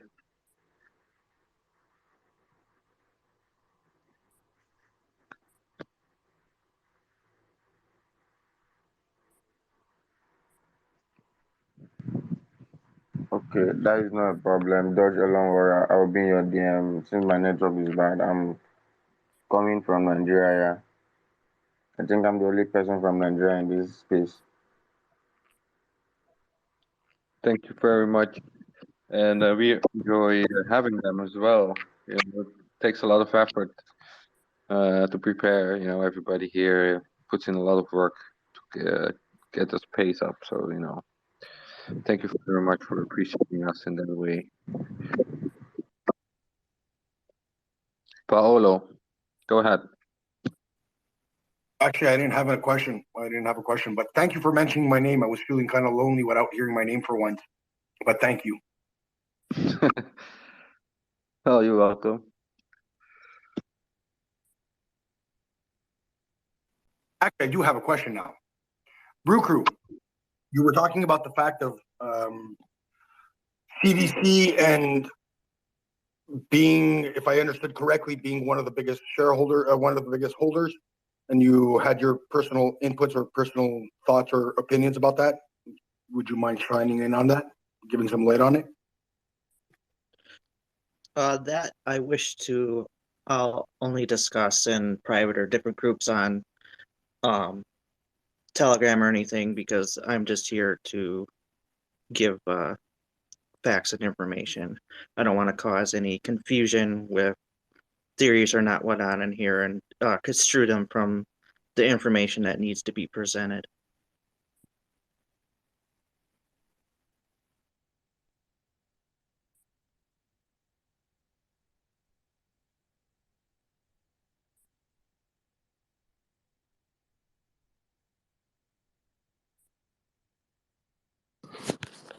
For entertainment purposes, would you like to elaborate on that, Brew Crew, or are you still strong on just, me talking about that privately?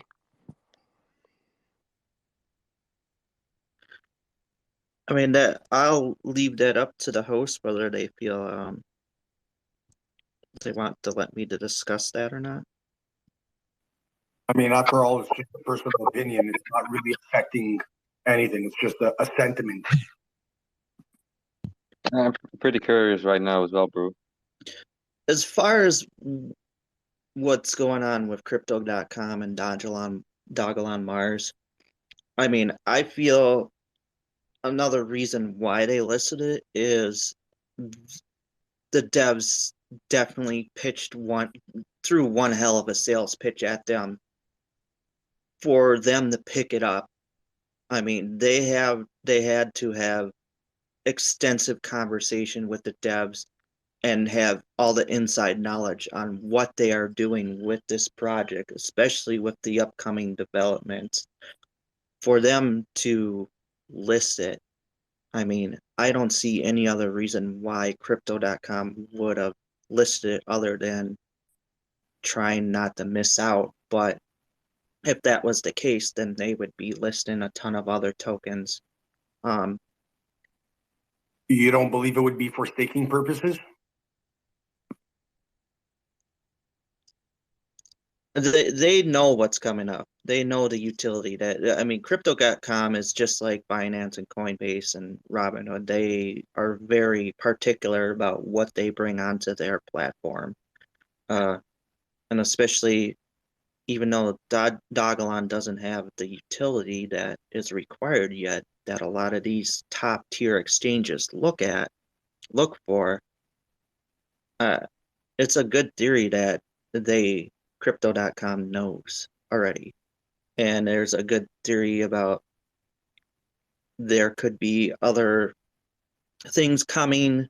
We don't know, there's a possibility that Elon could come out on Chronos, and that's another reason why they listed it, I was going to say, considering that they're one of the biggest platforms to hold Dogelon Mars, you don't really think for a second or two it would be for staking purposes, considering that there's not really any, I mean, apart from Gemini, but you don't have the Coinbase, you don't have the Binance, and God knows what else, eToro, Robinhood, blah, blah, blah, blah, blah.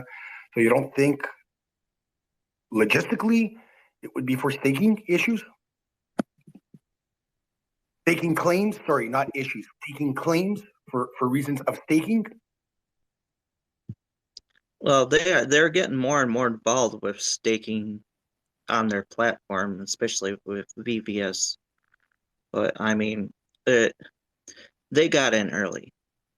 I mean, it would be fair to say that if Elon came out, there's a possibility of staking it on CDC, right?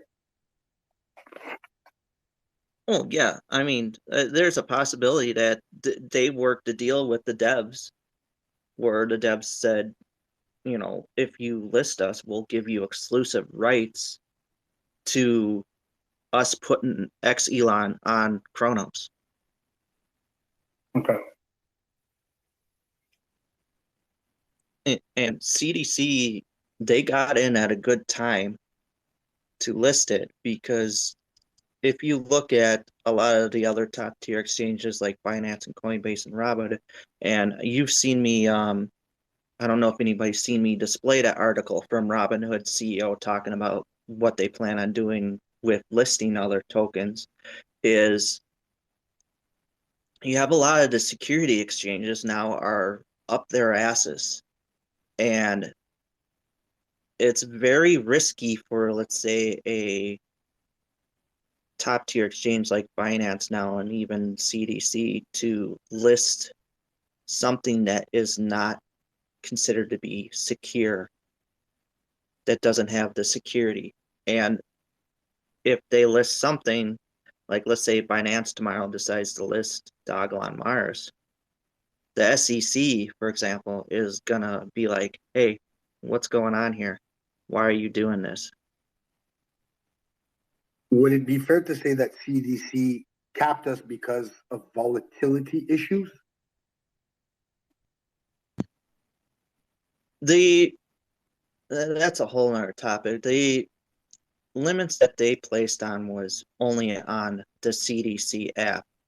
And there's a lot of people in the community, including myself, that have been looking into that, the reasons why they put those limits on. And the CDC app in itself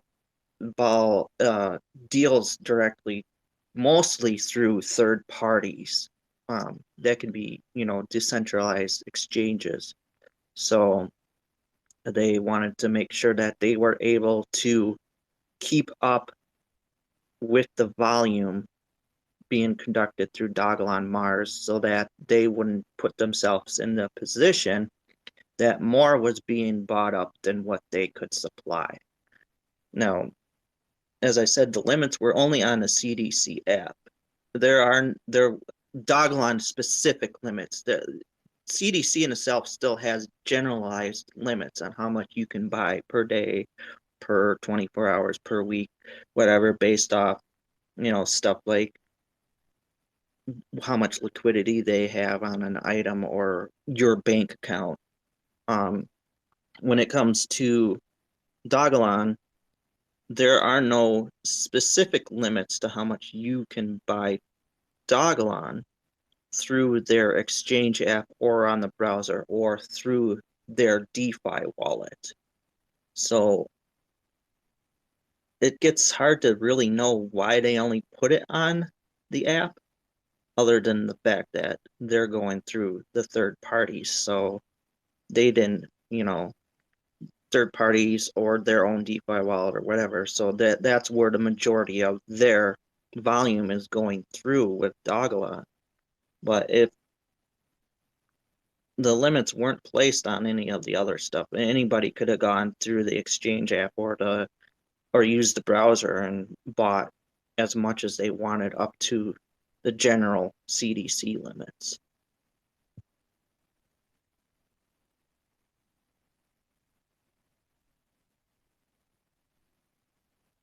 Just a personal opinion. I like to believe that they've got a fair share for a reason. That reason is for staking purposes. At the end of the day, they stand to gain from it. Yeah, was a backdoor deal made? I believe so.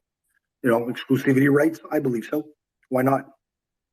I think they were willing to take the risk with the conditions of having a backdoor deal, a deal that was made. And hey, listen, yeah, we're willing to take a risk, but we want to be able to have X, Y, and Z amount so that in the future, if you do intend to stake, well, we're one of the primary holders for staking. I mean, if you look at Tonic, it's a prime example.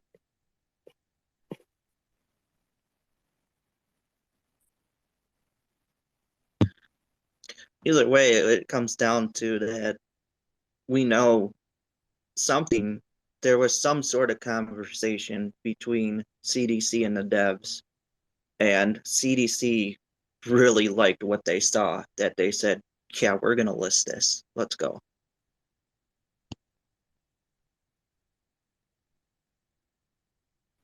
Is there any timeline to Exelon? Is there anything in regards to Exelon? I mean, no, nobody knows the timeline.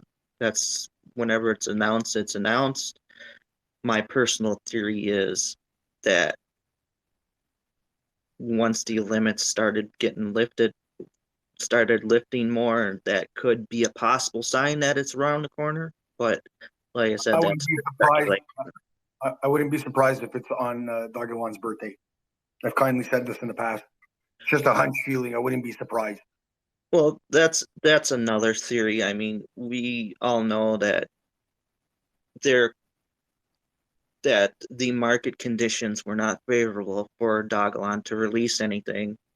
And with how long it's taken for the market to start now for showing signs of recovery and positivity, that it would make sense for them just to wait till the anniversary. Again, it's speculation. We don't know for sure, but that's what makes the most sense. Makes the most sense, yeah. Well, listen, I think if that was the option, if that was the case, a lot of people would jump on board because staking, I believe, is it's the culprit, it's the mecca, it's the, it's a bonus feature. So I think once you can take out of circulating supply and you can stake it and you can let it grow on its own, why not?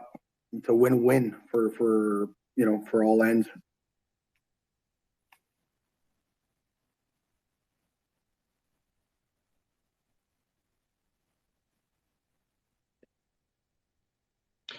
Just have to wait and see and find out who was right or not, That's the only thing we can do. So somebody else requested speaker as well, that's Pekka. We already passed our 2-hour mark, so I would like to give you the last opportunity to put in your question, and then we're gonna close up. Yeah, thank you. I hope you're hearing me well. I'm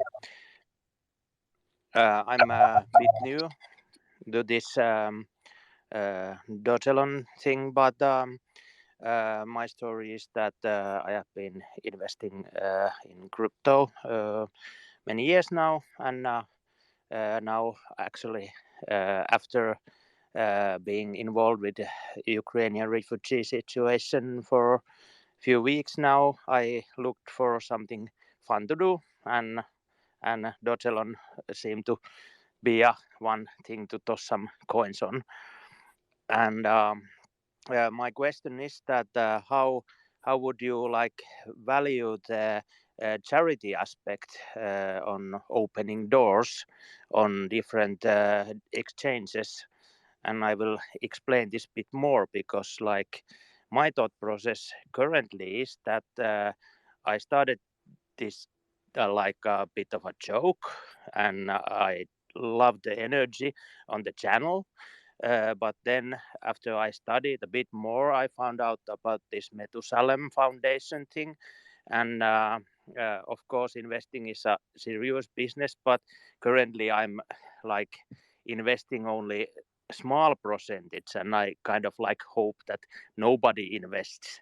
I'm always talking about that let this fly and invest more, but still don't go broke if something goes wrong.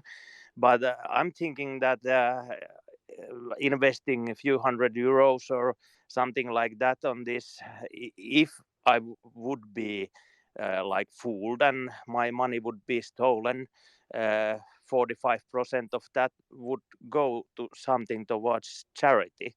And maybe that is something that like CRC what was thinking too, that this is not such a large risk about their publicity, because there is now, well, the story is that it happened like an accident, that this foundation came involved.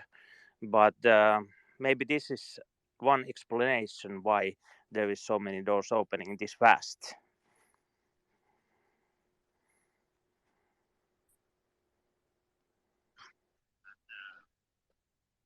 I fully agree with you, Pekka.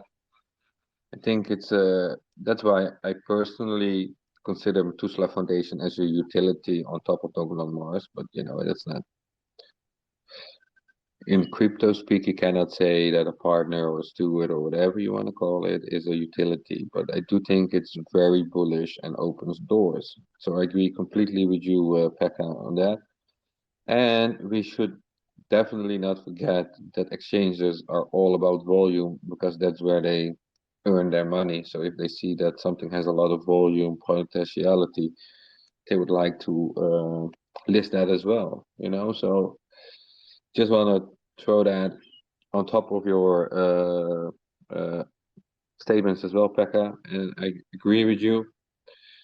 Brew, do you have anything to add to that as well? No, I'm good. Okay. Yeah, well, I agree with you too. I didn't mean to like devalue of the financial side, but as far as cryptos goes, this is like the first one I found where there is like solid structure of something like insert good behind it too. So I value it very much. Definitely, there are not many tokens out there, or crypto projects that have a backing of such an organization. So definitely is a very good bullish sign. So that being said, I think we should finish up this space. So I'm going to give everybody the last moment before we close it. So Brew, go ahead.